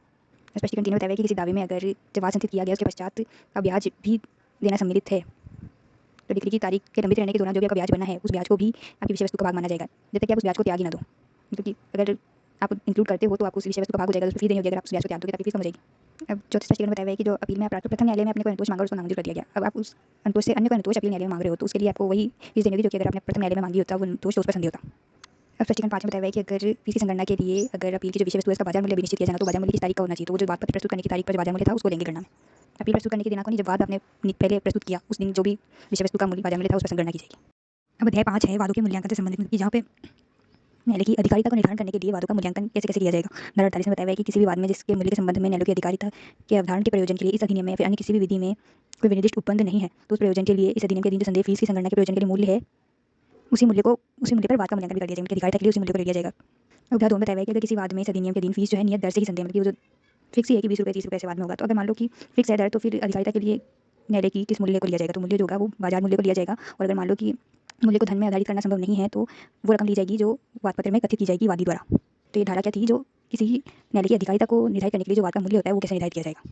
अब धारा 50 की धारा 1 में बताया हुआ है कि सिविल प्रक्रिया संहिता 1908 की धारा 99 में कुछ भी होते हैं। धारा 99 क्या कहती है कि अगर किसी भी डिग्री को इस कारण से किसी त्रुटि के कारण नहीं उल्टा जाएगा जब तक कि उससे किसी वाद के गुणागुण पर कोई प्रभाव नहीं पड़ता हो। तो इस धारा 99 में कुछ भी होते हुए भी अगर कोई भी वाद या अपील उसके अति मूल्यांकन या फिर न्यून मूल्यांकन के कारण प्रथम बार के न्यायालय फिर निचले वाले न्यायालय को उसकी अधिकारिता प्राप्त नहीं थी, तो ऐसा आक्षेप अगर कोई कर रहा है तो जो अपील न्यायालय है वो ऐसे आक्षेप को तब तक ग्रहण नहीं करेगा जब तक कि पहली बात तो ऐसा आक्षेप जो है प्रथम बार के न्यायालय में उसकी सुनवाई के समय या फिर उसके वादक रचित हो उससे पहले अभिलिखित आपने किया हो, अथवा निचले अपील न्यायालय का जो ज्ञापन था उसमें उसको अभिलिखित किया हो आपने इस आक्षेप को। और साथ में दूसरी बात है कि अपील न्यायालय को उन कारणों को जो कि उसको लेकर करेगा उसका समाधान भी होना चाहिए कि इससे वाद या फिर अपील की अति मूल्यांकन या फिर मूल्यांकन से वाद का जो गुणागुण है उसके आधार पर निपटारे में प्रतिकूल प्रभाव पड़ा हो। अगर ये दोनों चीज़ें होगी तभी जो अपील न्यायालय है वो ऐसे आक्षेप को ग्रहण करेगा। उधार 2 में बताया हुआ है कि अगर जो ये आक्षेप किया जा रहा है उधार 1 के खंड क के में वर्णित रीति से किया गया, लेकिन जो अपील न्यायालय है उसको धारा ख में जो वर्णित दोनों बातें हैं उसके बारे में समाधान नहीं हो रहा है, क्योंकि आक्षेप आपने सही टाइम पर कर दिया लेकिन उसके से गुणागुण पर कोई प्रभाव नहीं पड़ रहा है। और जो अपील न्यायालय है उसके सामने कोई अन्य आधार है जिसके अनुसार अपील को निपटाना है, तो वो जो उसके लिए कार्रवाई के लिए ऐसा अग्रसर होगा, मान लो कि जो प्रथम वाक्य न्यायालय फिर निचले अपील न्यायालय की अधिकारिता में कोई त्रुटि हुई ना, मतलब कि आपकी इस आक्षेप को इग्नोर कर दिया जाएगा अगर उससे गुणागुण पर कोई प्रभाव नहीं पड़ रहा। तो धारा 3 में बताया हुआ है कि अगर आपने आक्षेप सही रीति से भी किया, उस न्यायालय को समाधान भी हो गया कि वो जो उससे गुणागुण पर प्रभाव भी पड़ रहा है, और इसके अलावा उसके समक्ष और कोई सामग्री नहीं है अपील न्यायालय के पास, मतलब कि आपका यह आक्षेप ही था और उसको उसका समाधान हो गया कि यहाँ से गुणागुण पर प्रभाव पड़ा, तो जो न्यायालय है वो ऐसे अग्रसर होगा जैसे कि अपीलों की सुनवाई के बारे में लागू नियमों के अधीन ऐसे कार्रवाई करने को अग्रसर होगा। मतलब क्या था, आक्षेप तो उसने स्वीकार कर लिया, अब उसके पास और कोई सामग्री भी नहीं डिसाइड करने के लिए, तो वो कार्रवाई कर सकेगा जो कि अपील न्यायालय करता है। लेकिन किंतु बताया हुआ है कि अगर वो उस अपील को प्रतिप्रेषित करे, मतलब कि वापस से निचले न्यायालय को वो वाद सुनने के लिए दे रहा है, या फिर विवादक को विवेचित करके उसको विचारणार्थ निर्देशित कर रहा है, या फिर कोई अतिरिक्त साक्ष्य लिए जाने की अपेक्षा कर रहा है, तो वो ऐसी अपेक्षा उस न्यायालय में निर्देश करेगा जिसको कि वाद या अपील सुनने को ग्रहण करने की सक्षमता है, मतलब कि उसको आक्षेप पे तो विश्वास हो गया कि हाँ जो न्यायालय से ये अपील आ रही है वो सक्षम नहीं है, तो अब अगर वो कोई कार्रवाई करना है, उस वाद को वापस सुनने के लिए किसी को भेजना है या फिर और साक्ष्य लेने हैं, तो वो सक्षम अधिकारिता वाले न्यायालय को वापस भेजेगा वो। अब धारा 4 में बताया कि जो अपील न्यायालय के बारे में धारा जो उपबंध है वो सिविल प्रक्रिया संहिता 1908 की धारा 115 में अगर पुनरीक्षण कोई न्यायालय कर रहा है या फिर अन्य कोई अधिनियम में पुनरीक्षण कर रहा है न्यायालय, तो उसके लिए भी लागू होंगे। तो जो अपील के प्रावधान है ना, पुनरीक्षण अगर कोई कर रहा है तो उस पर भी लागू होंगे, तो वहाँ पे आप आक्षेप कर रहे हो कि अधिकारिता नहीं थी निचले न्यायालय को, तो ये प्रावधान लागू होंगे। अब है अध्याय 6 प्रोबेट प्रशासन पत्र पर जो फीस देनी होगी वो कैसे दी जाएगी और प्रशासन प्रमाण पत्र कैसे दिया जाएगा। तो इसके प्रावधान है धारा 50 से 60 तक। तो 50 में बताया हुआ है कि धारा 1 में बताया हुआ है कि प्रोबेट या प्रशासन पत्र को मंजूर करने के लिए जो आवेदन पत्र है उसके साथ अनुसूची 3 की भाग 1 में उपवर्णित प्रारूप में जो संपदा का मूल्यांकन है 2 प्रतियों में होगा। तो अगर कोई व्यक्ति विल बनाता है तो उस विल को ऑथेंटिकेट करने के लिए प्रोबेट के लिए आवेदन किया जाता है। जो भी हितवत पक्ष होंगे वो प्रोबेट के लिए आवेदन करते हैं न्यायालय में, या फिर अगर विल में ही कोई निष्पादक नियुक्त किया हुआ है तो वो आवेदन करता है। और एक प्रशासन पत्र होता है, अगर जो व्यक्ति अपनी विल में कोई निष्पादक नियुक्त करके नहीं किया है तो उसके लिए न्यायालय एक प्रशासक नियुक्त करता है, उस प्रशासन पत्र के लिए भी आवेदन किया जाता है। तो ये जो आवेदन होगा उसमें जो उस व्यक्ति की जो भी संपदा होगी उसका मूल्यांकन किया जाता है, तो उसके लिए जो फॉर्मेट है वो अनुसूची 3 के भाग 1 में दिया हुआ है। इसकी 2 प्रतियां आवेदन पत्र के साथ लगानी होगी। और उधार 2 में बताया हुआ है कि जैसे ये आवेदन पत्र प्राप्त होगा तो न्यायालय क्या करेगा, आवेदन पत्र तथा मूल्यांकन की जो एक प्रतिलिपि है वो उस जिले कलेक्टर को भेजेगा जिसमें कि वो संपदा स्थित है। और अगर मान लो कि वो संपदा एकाधिक जिलों में स्थित है तो उस जिले के कलेक्टर को भेजेगा जिसमें कि उस संपदा में सम्मिलित जो स्थावर संपत्ति है ना वो सबसे ज़्यादा अधिक मूल्यांकन की है। धारा 51 की धारा 1 में बताया हुआ है कि जो प्रोबेट या प्रशासन पत्र पर मंजूर किए जाने वाले जो प्रभार्य फीस होगी वो अनुसूची 1 के अनुच्छेद 6 में विहित दर पर संग्रहित की जाएगी। तो दर तो पता चल गई अनुच्छेद 6 में देख लेंगे, लेकिन जो बाजार मूल्य है वो पक्का लिखा जाएगा। तो पहले में बताया हुआ है कि अगर जो आवेदन पत्र है आप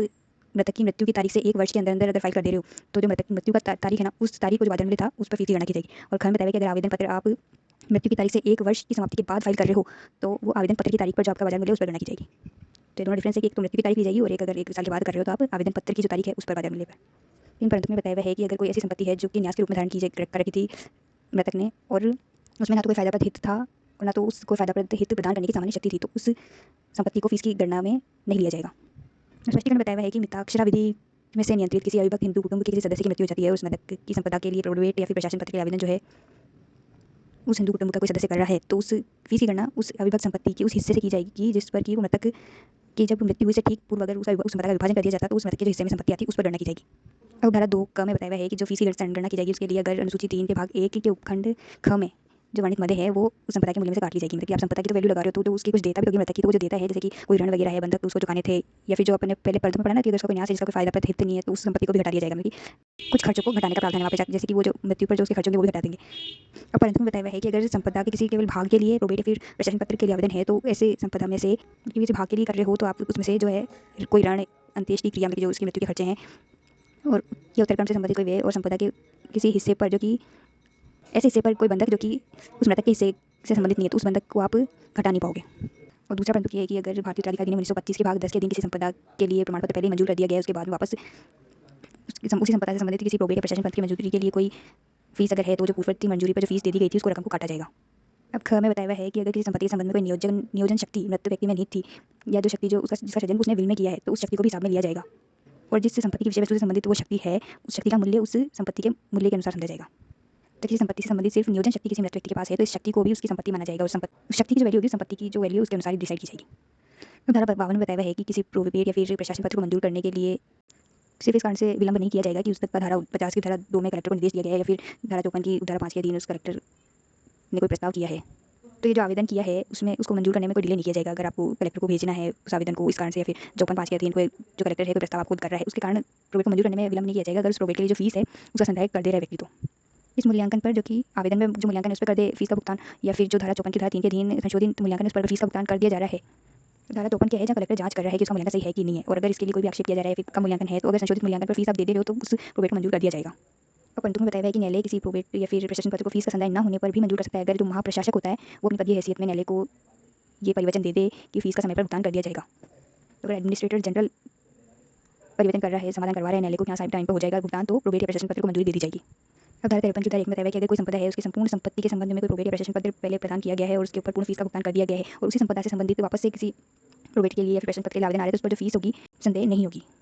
धारा 2 में बताया है कि किसी संपदा के किसी भाग तो किसी व्यक्ति की खूब सारी संपदा थी, उसमें कोई संपत्ति सम्मिलित थी, तो उस संपत्ति का पहले प्रोबेट या प्रशासन पत्र के रूप में कोई फीस पहले प्रदान कर दी गई थी और वापस से उसी संपदा के संबंध में कोई प्रोबेट या फिर प्रशासन पत्र का आवेदन आया और वो संपत्ति उस संपदा में भी सम्मिलित है तो उस संपत्ति पर जो भी फीस पहले दे दी गई थी उसमें से काट ली जाएगी। लेकिन इस धारा का मोटो यही है कि एक बार किसी संपत्ति पर पहले फीस दे दी गई है तो उसको ध्यान में लिया जाएगा, वापस से अगर उसी संपत्ति के संबंध में आवेदन आ रहा है किसी और मामले में तो उसकी फीस कम कर दी जाएगी। जैसे किसी व्यक्ति की बहुत सारी संपत्तियाँ थी, उसका पहले प्रोबेट या फिर प्रशासन पत्र के लिए आवेदन आ गया, उसके बाद कोई व्यक्ति आया और बोल रहा है कि नहीं उसकी संपत्ति में मेरा भी हिस्सा था, या फिर कोई ऋणी आ गया कि वो कह रहा है कि मेरा जो उसकी संपत्ति उसमें कोई भार था, तो उसी संपत्ति से संबंधित वापस प्रदाय किया जाएगा तो उस पर वापस से फीस नहीं लगेगी। अब धारा 54 में जो धारा 50 की धारा 2 में कलेक्टर को भेजी जा रही है ना, वो संपदा की का मूल्यांकन और आवेदन वगैरह, तो उसकी परीक्षा कलेक्टर करेगा। तो जिस कलेक्टर को भेजी जा रही है वो प्रतिलिपियाँ वो उसके सही होने की जांच करेगा, फिर अपने किसी अधीनस्थ अधिकारी से उसकी जांच करवाएगा और मान लो कि अगर सारी संपदा उसके जिले में नहीं आ रही तो अन्य जिले में जो संपदा है उसके लिए अन्य जिले के कलेक्टर को उसके सही मूल्यांकन के लिए भेज देगा उसकी प्रतिलिपि और उससे अपेक्षा करेगा कि वो सही मूल्यांकन करके उसको वापस भेजे। तो धारा 2 में बताया है कि जिस कलेक्टर को ऐसी जो जांच के लिए अपेक्षा की गई है वो उसका जो सही मूल्यांकन है उसकी जांच करके उस कलेक्टर को भेजेगा। तो धारा 3 में बताया है कि अगर कलेक्टर की ये राय है कि जो मृतक की संपत्ति है उसका प्राकलन किया गया है तो वो जो आवेदक है उसको या तो खुद या फिर उसके एजेंट के माध्यम से उपस्थित होने और साक्ष्य प्रस्तुत करने के लिए अपेक्षा करेगा और मामले की जांच करेगा और अगर उसको जांच के बाद ये लग रहा है कि संपत्ति का सही में प्राकलन किया गया है तो उस आवेदक को कहेगा कि उस मूल्यांकन को संशोधित कर ले। और मान लो कि अगर इस बीच में जो न्यायालय में प्रोबेट या प्रशासन पत्र का आवेदन है लंबित है, धारा 52 में मैंने पढ़ा था ना कि ये जो कार्रवाई है अभी वो जो धारा 52 में है उसको प्रोबेट मंजूर नहीं किया गया, वो लंबित है, तो उसको आवेदक से कलेक्टर कहेगा कि जो संशोधित मूल्यांकन है इसको फाइल कर दें न्यायालय में। और धारा 4 में बताया है कि अगर कोई प्रोबेट या प्रशासन पत्र पहले ही प्रदान कर दिया गया है तो कलेक्टर क्या करेगा, तो आवेदक से अगर आवेदक समाधानकृत रूप से मूल्यांकन को संशोधित कर देता है और कलेक्टर को प्रतीत होता है कि जो संपदा का सही मूल्य पर जो फीस है उसका संदाय नहीं किया गया है तो वो धारा 56 की 4 के दिन कार्रवाई करेगा। मतलब धारा 3 में अगर लंबित रहने के दौरान न्यायालय में सही मूल्यांकन कर दिया जाता तो फीस तो वहीं संदेह हो जाती है। अगर प्रमाण पत्र दे ही दिया गया है तो उसके बाद अब क्या करे, तो कलेक्टर जो है उसको संशोधित करने को कहेगा, संशोधित कर देता है तो जो कम फीस है उसके लिए धारा 56 की धारा 4 के दिन कार्रवाई करेगा। तो क्या करेगा, वो जो प्रमाण पत्र उसके पास है ना व्यक्ति के आवेदक के पास उस पर समुचित स्टाम्प लगा देगा। धारा 56 की धारा 4 में ये बताया है कार्रवाई करने के लिए, तो वो खुद स्टाम्प लगा देगा उस पर। उधर 5 बताया कि अगर आवेदक जो है उस कलेक्टर जैसा बताया उसके अनुसार उस मूल्यांकन को संशोधित नहीं कर रहा है तो कलेक्टर उस न्यायालय में जिसने की प्रोबेट या प्रशासन पत्र जारी कर दिया है उस संपत्ति के सही मूल्य की जांच के लिए समावेदन कर देगा।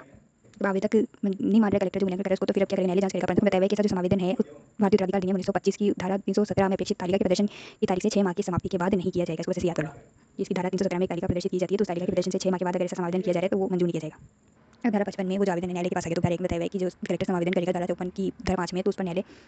मृतक की संपत्ति के प्राकलन के लिए जांच करेगा, फिर अपने किसी अधीनस्थ को से या फिर किसी अधिकारी से इसी जांच करवाएगा और जो कलेक्टर होगा इसी जांच का एक पक्षकार होगा। ये जांच चल किसके बीच रही है, तो कलेक्टर अलग बता रहा है और आवेदक अलग बता रहा है, तो उन दोनों के बीच में चल रही है तो एक पक्षकार कलेक्टर भी होगा जांच का। अब धारा 2 में बताया है कि जांच के प्रयोजन के लिए न्यायालय या फिर अधीनस्थ न्यायालय या फिर अगर न्यायालय का कोई अधिकारी है वो जो भी जांच कर रहा है आवेदक के स्वयं की या फिर कमीशन के जरिए शपथ पर परीक्षा कर सकेगा, जो कि आवेदक की स्वयं या फिर कमीशन के जरिए शपथ पर परीक्षा कर सकेगा, साक्ष्य ले सकेगा। और अगर किसी अधीनस्थ या फिर अधिकारी द्वारा ऐसी जांच की जा रही है तो वो जो अपने साक्ष्य है और अपनी रिपोर्ट है ये जो परिणाम है उसको न्यायालय को भेज देगा और ये जो रिपोर्ट और साक्ष्य है कार्यवाही में साक्ष्य होंगे। अवधारा 3 में जो न्यायालय है वो रिपोर्ट प्राप्त करने पर जो अपना निष्कर्ष है उसको अभिलिखित करेगा और वो जो निष्कर्ष होगा वो अंतिम होगा। धारा 4 में बताया कि इस जांच में जो भी खर्चे आएंगे उसके संबंध में सिविल प्रक्रिया संहिता 1908 के जो उपबंध होंगे वैसे ही लागू होंगे। अब धारा 56 की धारा 1 में बताया कि अगर किसी प्रशासक या निष्पादक की किसी भूल के कारण या फिर ये तथ्य का ज्ञात न होने के कारण कि उस मृतक की कोई और संपदा भी है, क्योंकि ये तथ्य ज्ञात में नहीं था, इस कारण जो है प्रोबेट या प्रशासन पत्र पर बहुत कम फीस का संदाय किया गया है। तो जैसे ही इस निष्पादक या प्रशासक को इस भूल का पता चलता है या फिर जो कोई और चीज़ बचते हैं जिसके बारे में उस समय उसको ज्ञात नहीं था कि मृत व्यक्ति की है, जैसे को पता चला उसके पश्चात वो अनुसूची 3 की भाग 2 में जो प्रारूप बताया हुआ है उसमें कलेक्टर को आवेदन करेगा और जो भी उसने वस्तुतः फीस संदत की और जो क्योंकि जो प्रथम था उसने फीस संदत की और जो फीस उसको देनी चाहिए थी उसके बीच का जो भी अंतर है उसका संदाय पता चलने के 6 माह के भीतर अगर वो कर देता है और कलेक्टर को समाधान हो जाता है कि ऐसी जो पर्याप्त फीस का संदाय है किसी भूल के कारण ही हुआ था और धोखा देने या फिर समुचित फीस के संदाय को विलंब करने के आशय से नहीं किया गया था, तो वो ऐसे प्रोबेट और प्रशासन पत्र को समय रूप से स्टाम्पित करवा देगा।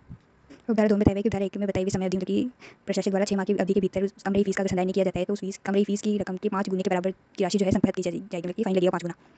और धारा 3 में बताया हुआ है कि धारा 1 के अधीन कोई आवेदन किया जा रहा है और कलेक्टर को ये लग रहा है कि जो भूल का पता चलने या फिर के कारण जो कोई चीज़ वस्तु का पता लगने के 6 माह के भीतर आवेदन नहीं किया गया है, लेकिन कम फीस हो गई है या फिर मूल्यांकन कम हो गया है, इसका पता लगने या फिर कोई और चीज़ वस्तु की कोई संपत्ति थी रह गई थी भूल के कारण उसका पता लगने के 6 माह के भीतर आपने आवेदन नहीं किया, कलेक्टर को ऐसा लग रहा है, या फिर जो या पर्याप्त फीस जो है स्वाभाविक भूल के कारण नहीं दी गई है, तो ऐसी फीस के 5 गुने से अनधिक की साष्टी के साथ अगर फीस का संदाय किया जाता है तभी उस प्रोबेट या फिर प्रशासन पत्र का स्टाम्पित किया जाएगा। तो धारा 2 में तो क्या था 6 माह के भीतर में आपने जो कम फीस थी उसका भुगतान किया। धारा 3 में क्या है कि कलेक्टर को पता लग रहा है कि जो आपको पता लगा उसके 6 माह के बाद आपने आवेदन किया है या फिर जो आपने कम फीस दी थी पहले वो स्वाभाविक नहीं थी, वो आपका स्वाभाविक भूल नहीं थी उसमें, तो आपको शास्ति लगाई जाएगी 5 गुना, फिर जाके और शास्ति और जो फीस है वो आप भुगतान कर दोगे तब जाके आपका स्टाम्पन किया जाएगा।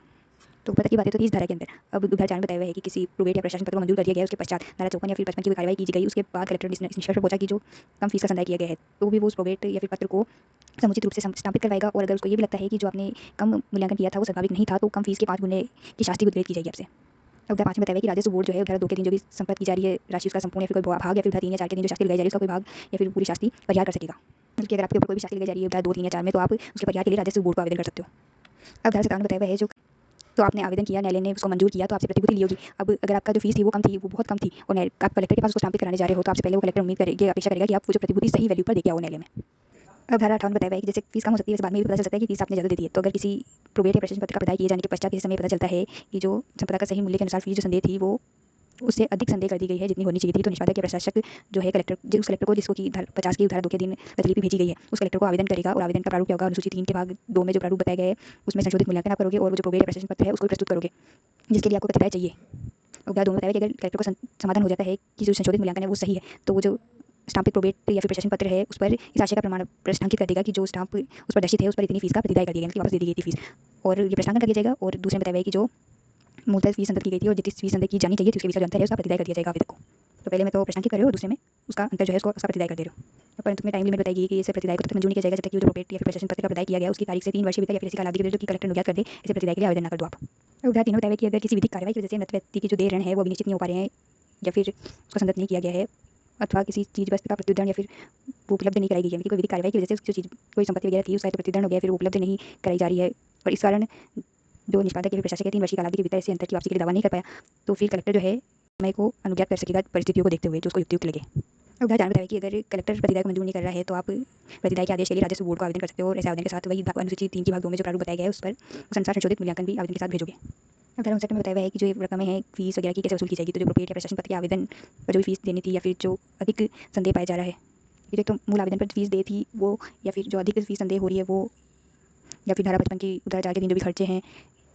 या फिर शास्ति या फिर कोई भी संपहरण राजस्व बोर्ड के प्रमाण पत्र पर निष्पादक या प्रशासक से ऐसे वसूल किया जाएगा जैसे कि भू राजस्व की बकाया हो। अब धारा 60 में बताया है कि इस अध्याय के दिन जो कलेक्टर है की शक्तियाँ या कर्तव्य है वो राजस्व बोर्ड के नियंत्रण के अधीन होगी। अध्याय 7 इसमें बताया है कि कोई भी चीज़ जो फीस है उसका प्रतिदंड की रिफंड और परिहार कैसे होगा, रिमिशन की माफ़ कर देना उस फीस को। धारा 61 की धारा 1 में बताया है कि जहाँ कोई भी वाद पत्र सिविल प्रक्रिया संहिता 1908 के आदेश 7 के नियम 1 के अधीन या फिर कोई अपील का ज्ञापन आदेश 41 के नियम 3 या 11 के अधीन नामंजूर कर दिया जाता है तो जो न्यायालय है वो स्वविवेकानुसार वादी या फिर अपीलार्थी को संतत जो फीस है उसका संपूर्ण या फिर अंशतः प्रतिदाय करने के लिए निर्देश दे सकता है। उदाहरण 2 में कोई भी अगर अपील का ज्ञापन है और वो इस आधार पर नामंजूर किया गया है कि वो परिसीमा विधि में अनुज्ञात समय में प्रस्तुत नहीं किया गया है तो वहाँ आधी फीस का प्रतिदाय किया जाएगा। अब है धारा 62 की धारा 1 इसमें बताया हुआ है कि जहाँ कोई वाद पत्र या फिर अपील का ज्ञापन निचले न्यायालय ने नामंजूर कर दिया था और जो अपील न्यायालय है उसने उसको ग्रहण करने का आदेश दिया है या कोई अपील न्यायालय है उसके पास कोई वाद आया तो उसने निचले न्यायालय को उस वाद को नए सिरे से विनिश्चय करने के लिए प्रतिप्रेषित कर दिया है तो ऐसा आदेश देने वाला है फिर प्रतिप्रेषित करने वाला न्यायालय अपीलार्थी को अपील के ज्ञापन पर मतलब मान लो कि किसी निचले न्यायालय ने कोई वाद या फिर अपील को नामंजूर कर दिया और किसी निचले न्यायालय को वापस से वही बात सुनने के लिए प्रतिप्रेषित कर दिया गया है और अब मैंने जो ये अपील उच्च न्यायालय को करी उसके ज्ञापन पर मेरी फीस तो लगे फालतू तो उसका प्रतिप्रेषण का आदेश दे सकता है अपील न्यायालय। और मान लो ऐसा प्रतिप्रेषण जो है दूसरी अपील पे हो रहा है कि मैंने निचले न्यायालय ने कोई गड़बड़ कर दी उसके लिए मैंने अपील की, वहाँ कुछ ढंग का फैसला नहीं है तो दूसरे न्यायालय को अपील की और उसने कहा कि निचले न्यायालय वापस इस मामले को नए सिरे से सुने। तो अब ये दो अपील कर दी मैंने तो उसका जो मेरी फीस है उसमें रिफंड मिलेगा तो जो प्रथम अपील न्यायालय में भी ज्ञापन दिया था उसकी फीस में रिफंड होगी। और अब मान लो कि अगर ऐसा प्रतिप्रेषण जो है तथा पत्र किसी विधि के अधीन राज्य के उच्च न्यायालय की एकल न्यायपीठ के निर्णय से अपील पर हो तो भी जो दूसरी अपील और प्रथम अपील की जो फीस है उसका वापस प्रतिदाय करने का निर्देश दे सकता है अपीलीय न्यायालय। अब है उदाहरण 2 में अगर किसी द्वितीय अपील में या किसी राजस्थान उच्च न्यायालय के किसी एकल न्यायाधीश के निर्णय से की जाने वाली किसी अपील में किसी अपील को निचले अपील न्यायालय द्वारा नए सिरे से विनिश्चय करने के लिए प्रतिप्रेषण किया जा रहा है। तो पिछली धारा में क्या था, वाद को निचले न्यायालय को भेजा जा रहा था कि वो वाद सुने, अब यहाँ अपील को निचले अपील न्यायालय को भेजा जा रहा है तो भी जो फीस द्वितीय अपील के ज्ञापन पर लगी उसको वापस संदाय करने का आदेश दिया जाएगा। अब यहाँ तो प्रतिप्रेषित किया जा रहा है। एक और पॉइंट है कि अगर तत्सम प्रवर्ती विधि के अधीन राजस्थान उच्च न्यायालय के किसी एकल न्यायाधीश के निर्णय से अपील की जा रही है तो उस अपील के ज्ञापन पर भी जो फीस संदत है उसका प्रतिदाय अपीलार्थी को पूरी रकम का किया जाएगा। मतलब एकल न्यायाधीश के उच्च न्यायालय के निर्णय से अगर वापस अपील की जा रही है तो उस अपील के ज्ञापन पर जो भी फीस लगी है उसको वापस प्रतिदाय करने का अपीलार्थी को निर्देश दिया जा सकता है। भले ही वो जो अपील करने वाला द्वितीय न्यायालय है वो प्रतिप्रेषित नहीं करे मामले को, अगर उसके पास मामला गया भी है और विनिश्चय कर रहा है उस पर तो भी अगर उस ज्ञापन पर जो फीस थी उसका प्रतिदाय किया जा सकता है। परंतु बताया है कि जो प्रतिप्रेषण है वो उस पक्षकार की त्रुटि के कारण हुआ हो जो कि प्रतिदाय का हकदार है तो ऐसा प्रतिदाय का आदेश नहीं दिया जाएगा। मतलब निचले न्यायालय में मेरी ही किसी गलती के कारण वाद का विचारण सही से नहीं हो पाया और मैंने अपील की तो वहाँ अपील न्यायालय ने वापस वाद के विचारण के निचले न्यायालय को प्रतिप्रेषित कर दिया। तब जब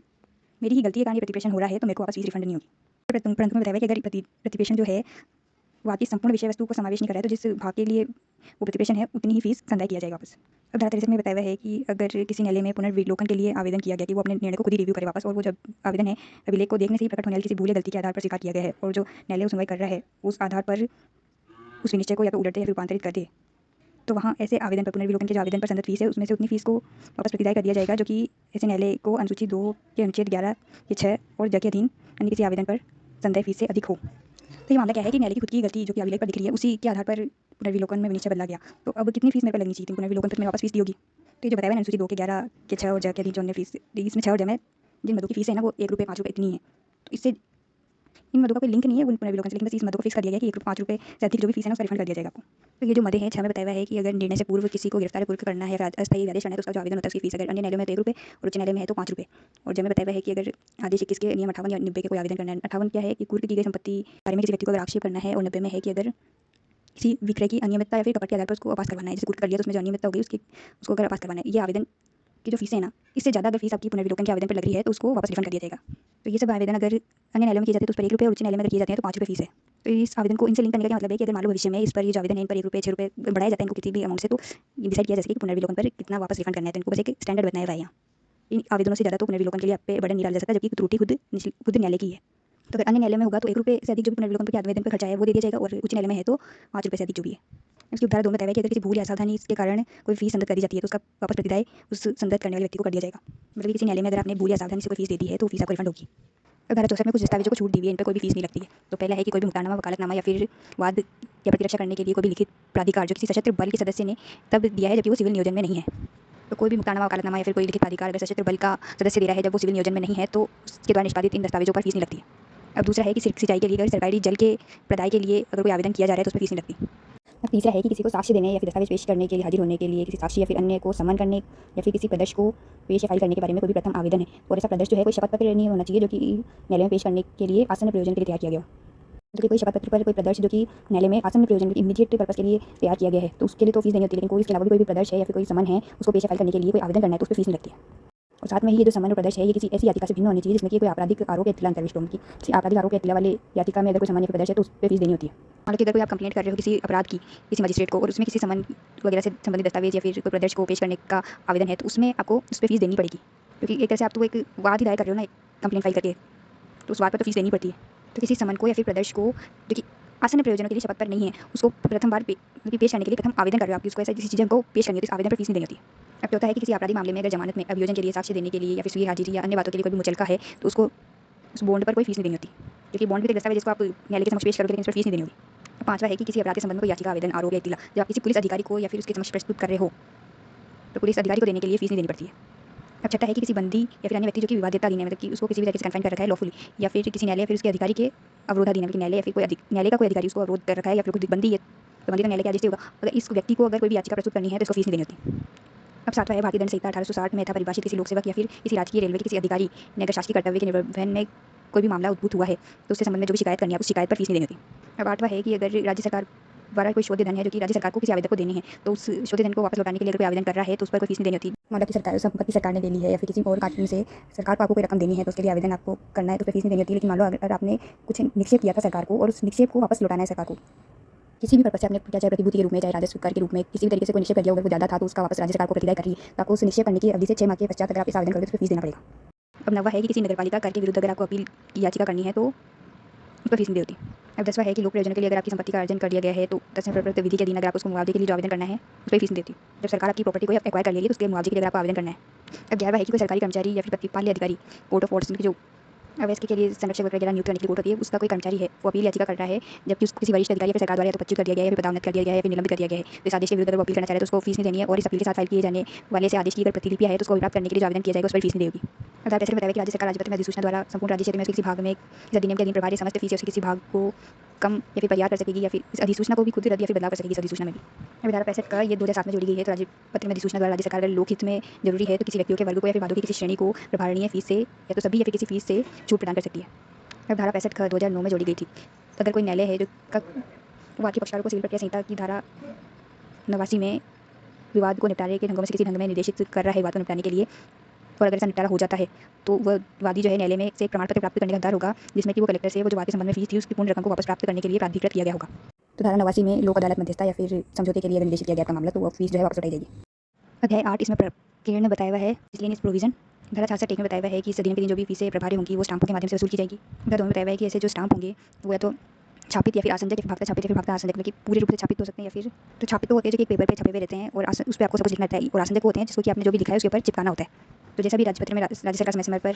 अधिसूचित करे वैसे हो सकते हैं स्टाम्प। अब धारा 67 में बताया हुआ है कि जहाँ किसी दस्तावेज को इस अधिनियम के दिन कोई स्टाम्प लगाना चाहिए और केवल किसी भूल को सुधारने के लिए या फिर किसी पक्षकार के मूल आशय को अनुरूप बनाने के लिए अगर उस दस्तावेज में कोई संशोधन किया जाता है तो उस पर नया स्टाम्प लगाने की आवश्यकता नहीं होगी। अब धारा 68 की धारा 1 में बताया हुआ है कि जब भी कोई स्टाम्प को न्यायालय या फिर कार्यालय में प्रस्तुत किया जाएगा तो उस पर तब तक कोई कार्रवाई नहीं की जाएगी जब तक कि उस स्टाम्प को रद्द नहीं कर दिया जाता। और धारा 2 में बताया कि रद्द करेंगे कैसे, तो एक ऐसा अधिकारी जो कि न्यायालय का कार्यालय प्रमुख समय समय पर नियुक्त करे, जैसे दस्तावेज को प्राप्त होने करने पर उसके चित्र शीर्ष को तुरंत पंच करेगा। पंच करेंगे कि उसका जो कोई पार्ट है वो पंच करके हटा दिया जाएगा और उस जो पार्ट पंच करके हटाया उसको नष्ट कर दिया जाएगा। और पंच ऐसे किया जाएगा कि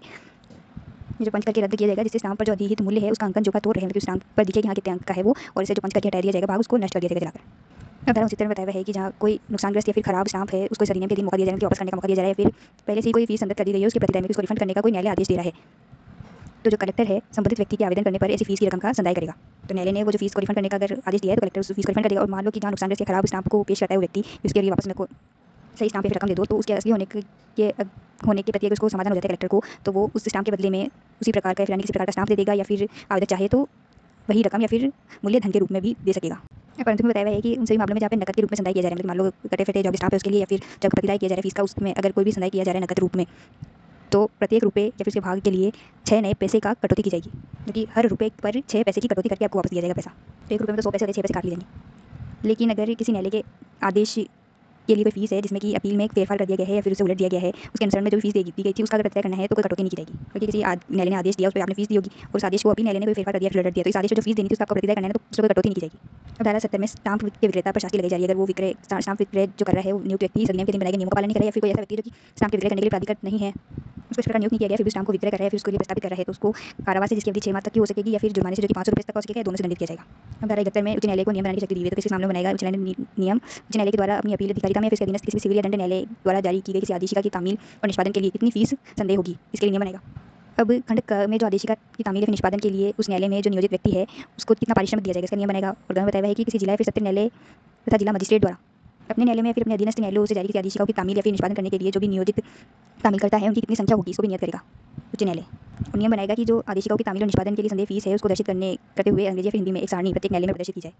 और बताया हुआ है कि धारा 1 के जो भी नियम बनाए जाएंगे राज्य सरकार के द्वारा उपांतरणों के साथ या फिर बिना पुष्टि किए जाने के अधीन होंगे और जब राज्यपत्र में इनको प्रकाशित किया जाएगा तब ये समझा जाएगा कि वो इस अधिनियम के द्वारा अधिनियमित किए हुए हैं। अब धारा 72 में बताया कि राजस्व बोर्ड भी नियम बना सकती है किस मामलों के लिए तो राजस्व बोर्ड या राजस्व न्यायालय द्वारा जारी की गई जो भी आदेशिका है उसकी तामील निष्पादन पर कितनी फीस लगेगी, ऐसे तामील और निष्पादन के लिए जो नियोजित व्यक्ति है उसको कितना पारिश्रमिक दिया जाएगा, कितने व्यक्तियों को ऐसी तामील या फिर निष्पादन के लिए नियोजित किया जाएगा उनकी संख्या कलेक्टर द्वारा नियत की जाएगी संख्या। और अध्याय 6 के अधीन जो भी शक्तियों का प्रयोग कलेक्टर करेगा उसके लिए मार्गदर्शन। और धारा 2 में बताया कि धारा में जो भी नियम बनाएंगे वो भी राज्यपत्र में प्रकाशन के पश्चात इस अधिनियम के द्वारा अधिनियम में समझे जाएंगे। अब धारा 73 में राज्य सरकार को नियम बनाने की शक्ति दी है, राज्य सरकार इस नियम बनाएगी तो इस अधिनियम के दिन जो भी प्रयोग किए जाएंगे स्टाम्प उसका प्रदान को कैसे सप्लाई की जाएगी लोगों को। और कहा है कि इस अधिनियम के दिन प्रभारी फीस के धोतर करने वाले स्टाम्पों की कितनी संख्या होगी, कितनी संख्या में स्टाम्प दिए जाएंगे लोगों को विक्रय करने के लिए। और ग में है जो भी प्रयुक्त स्टाम्प है उसका लेखा रखा जाने के संबंध में नियम। ग में है कि वो परिस्थिति जिसमें किसी स्टाम्प को नुकसानग्रस्त या फिर खराब होना माना जाएगा। और ग में बताया कि वो परिस्थितियाँ और वो रीति जिससे और वह प्राधिकारी जो कि किसी स्टाम्प को प्रयुक्त नुकसानग्रस्त या खराब हो चुके हैं उसको रोक सकेगा। तो किन परिस्थितियों में किसी रीति से और कौन प्राधिकारी जो है स्टाम्पों को रोक सकेगा। जब बताया कि स्टाम्पों के विक्रय का विनियमन करने के लिए नियम और वे व्यक्ति जो कि स्टाम्प को विक्रय कर सकेंगे उनके कर्तव्य और पारिश्रमिक निर्धारित किए जा सकेंगे। और जहाँ बताया कि साधारण अधिनियम के प्रोजेक्ट को कार्यान्वित करने के लिए कोई भी नियम बना सकेगी राज्य सरकार। उदाहरण बताया कि इस अधिनियम के लिए जो भी ये नियम बनाए जाएंगे ये राज्य की विधानमंडल के सदन में कम से कम 14 दिन के लिए रखे जाएंगे और जिस भी सत्र में अवधि खत्म होगी उस सत्र के अवसान के पूर्व राज्य का विधानमंडल है जो है वो अगर इस नियम में कोई उपांतर करता है या फिर कोई संकल्प करता है कि ये नियम नहीं बनाए जाने चाहिए तो उस तिथि के पश्चात जो है ये नियम उसी उपांतरणों सहित प्रभावित होंगे या फिर जो अगर ये डिसीजन लिया जा रहा है कि नियम नहीं बनाना चाहिए तो प्रभावशील हो जाएंगे। और इस निर्णय से पूर्व जो भी बातें की जा रही है उस नियम के अनुसार उसकी विधिमान्यता पर इसे उपांतर या फिर वितिलीकरण का कोई प्रभाव नहीं पड़ेगा। धारा 74 में कोई अधिनियम निर्देशित किया जा रहा है तो राजस्थान न्यायालय फीस अधिनियम अध्यादेश 1950 और राजस्थान वाद मूल्यांकन अधिनियम 1958 और इस अध्यादेश और अधिनियम के संशोधन के समस्त अधिनियम इसके द्वारा निर्देशित किए जाते हैं और जो राजस्थान साधारण खंड अधिनियम जो बंद है ऐसे निर्देशन को लागू होंगे। उदाहरण में बताया कि ऐसा निर्देशन होते हुए भी इस अधिनियम के प्रारंभ से पहले अगर किसी भी वाद को संस्कृत किया गया है और उस वाद के में कोई भी कार्यवाही अपील या पुनरीक्षण के रूप में कोई भी अन्य कार्यवाही चाहे वो इस अधिनियम के प्रारंभ से पूर्व पश्चात संस्कृत की गई वाद तो पहले संस्कृत कर दिया गया था उस बात से संबंधित कोई भी अपील पुनरीक्षण वगैरह अन्य कार्यवाही भी की जा रही है चाहे वो इस अधिनियम के पूर्व की गई हो या पश्चात की गई हो वो इस ऐसे जो निर्देशित कर दिए गए ना अध्यादेश और अधिनियम उनके बनाए हुए नियमों के बंधों के अनुसार ही शासित होंगे। अब अनुसूची 1 में जो है विवादग्रस्त विषय वस्तु के मूल्य के अनुसार फीस की दरें बताई हुई है जैसे कि 15,000 तक का अगर है तो उसमें 2.5% मूल्य लगेगा। अगर विवादग्रस्त जो विषय वस्तु 15,000 से 75,000 तक है तो 375 रुपये और जो 15,000 रुपये से जो भी अमाउंट ज़्यादा है 7.5% ऐसे आगे चलते जा रहा है। लास्ट अनुच्छेद जो है वो है वो है 3 करोड़ से अधिक की जो रकम होगी, तो 3 करोड़ से अधिक की रकम है अगर, तो 6,02,125 रुपये और 3 करोड़ से जो भी अधिक मिले उस पर 0.5% की फीस। अब अनुच्छेद 2 में बात बताई हुई है कि किस प्रकार की बात में कितनी फीस बिल्कुल फिक्स दी हुई है, जैसे कि विवाह के विघटन के लिए, विवाह विच्छेद के लिए जो 20 रुपये 10 रुपये से फीस दी हुई है, या फिर अपील के ज्ञापनों पर अलग अलग अधिकारी को दी जाने वाली फीस, जैसे कि 1 रुपये 20 रुपये 10 रुपये से दी हुई है। यहाँ पे मध्यस्थ अधिनियम के अधीन अगर अपील पर ज्ञापन देना है तो उसमें 15 रुपये 100 रुपये से फीस दी हुई है, और इसमें कुल 18 पॉइंट्स है, जिसमें लास्ट केवियट के लिए 10 रुपये फीस है। और 17 भी देख लेते हैं, सिविल प्रक्रिया संहिता में अगर न्यायालय की राय के लिए कोई लिखित करार कर रखा है अपन ने, तो उसकी विषय वस्तु अगर 5,000 रुपये से अधिक नहीं है तो 15 रुपये, और इस अन्य मामले में 100 रुपये। सीपी में प्रोविजन पड़ा होगा ना कि 2 लोग जो है लिखित करार के द्वारा भी तय कर सकते हैं कि जो अपने बीच में एक विवाद होगा धन संबंधित या फिर कोई भी काम करने या ना करने से संबंधित, उसके लिए न्यायालय की राय ली जाएगी, तो उस न्यायालय की राय के लिए फीस बताई हुई सत्रह में। और अनुसूची 3 में जो है संपदा के मूल्यांकन के प्रारूप बताए हुए हैं, तो कोई भी प्रशासक या फिर निष्पादक जो है वो शपथ पत्र द्वारा उस संपत्ति का मूल्यांकन करेगा, उस पर अपने हस्ताक्षर वगैरह करेगा, इस प्रारूप का उपयोग करके। पाबंद का में बताया हुआ है कि कौन कौन सी संपत्तियाँ इंक्लूड की जाएगी। किसी मृत व्यक्ति की तो उसके हाथ में नकदी, बैंक नकदी, घरेलू वस्तुएं, कपड़े, किताब, प्लेट, रत्न आदि। उसके कोई भी लोककरण कार्यालय में या फिर सरकारी प्रतिभूति के रूप में कोई संपत्ति है, स्थावर संपत्ति है, उसकी पट्टाधिकृत व्यक्ति जिसने अगर किसी को पट्टे पर दे रखा था कुछ संपत्ति को, तो और पब्लिक कंपनियों में अगर उसकी कोई संपत्ति है, जीवन बीमा पॉलिसी या बंधक या अन्य प्रतिभूतियाँ, उसके द्वारा दिए गए ऋण, व्यापार, स्टॉक या अन्य कोई भी संपत्ति और इनका उपयोग कर लिया जाएगा। अब इसमें धारा 51 की धारा 2 के उपबंधित रीति से उपखंड खंड में दर्शित मदेय घटाई जाएगी, तो उपखंड उपबंध खंड में कौन सी मदेय जो घटाई जा सकती है, तो मृतक व्यक्ति से शोध्य उसके द्वारा दिए कोई भी ऋण की रकम जो उसकी संपत्ति में से वैध रूप से संदेह होती उसको घटा दिया जाएगा। कि कोई भी उसने लोन ले रखा था तो उसकी रकम घटाया जाएगा, पहले उनको पेमेंट किया जाएगा, उसके अंत्येष्टि क्रिया फिर उत्तर संस्कार के संबंध में जो भी खर्च हुए उसको घटाया जाएगा। बंधक के विलंबों की रकम और कोई ऐसी संपत्ति जो किसने न्यास के रूप में धारण की हुई हो और जो लाभप्रद ना हो, उसके हाथ में हित प्रदान करने की सामान्य शक्ति भी ना हो, तो इसको भी घटा दिया जाएगा। कोई न्यास की संपत्ति है जो लाभप्रद नहीं है तो, और अन्य कोई भी संपत्ति जो कि सिविल के अध्ययन नहीं आए उसको इन सब चीज़ों में से घटा दिया जाएगा। अब भाग 2 में बताया गया है कि संपदा के मूल्यांकन का जो संशोधित प्रारूप है धारा 56 या 58 में, वो किस प्रारूप में संशोधित करके जो निष्पादक या फिर प्रशासक प्रस्तुत करेगा कलेक्टर को या फिर न्यायालय को। इसके बाद राजस्थान न्यायालय फीस तथा वाद मूल्यांकन नियम 1961 बनाए गए धारा 73 की शक्तियों का प्रयोग करके, जिसको कि गजट में प्रकाशित किया गया 1 नवंबर 1961 को। और इसके बाद में आए राजस्थान न्यायालय फीस ई संदाय नियम 2016, इसको गजट में प्रकाशित किया गया राजस्थान गजट में 29 अगस्त 2016 को। इसकी धारा 3 में बताया हुआ है कि जो इस अधिनियम के संदेह फीस है किसी भी प्राधिकृत इलेक्ट्रॉनिक रीति के माध्यम से संदत की जा सकेगी। तो ये मेन धारा थी, उसमें 3 धारा थी कुल। यह है राजस्थान न्यायालय फीस ई संदाय नियम 2016। इसकी परिभाषा में भी देख लो एक बार, धारा 2 में परिभाषा दी हुई है, तो उसकी थर्ड परिभाषा है इलेक्ट्रॉनिक रीति से क्या मतलब होगा, तो इलेक्ट्रॉनिक साधनों और उपकरणों की सहायता से जो भी संदाय किए जाएंगे, और इसके अंतर्गत ऐसी रीतियाँ भी आती है जिसमें कि ऑनलाइन बैंकिंग, ई स्टाम्पिंग, ई ग्रास इत्यादि सम्मिलित है। और धारा 3 में बता दिया गया कि फीस जो है वो इलेक्ट्रॉनिक रीति से भी दी जा सकेगी।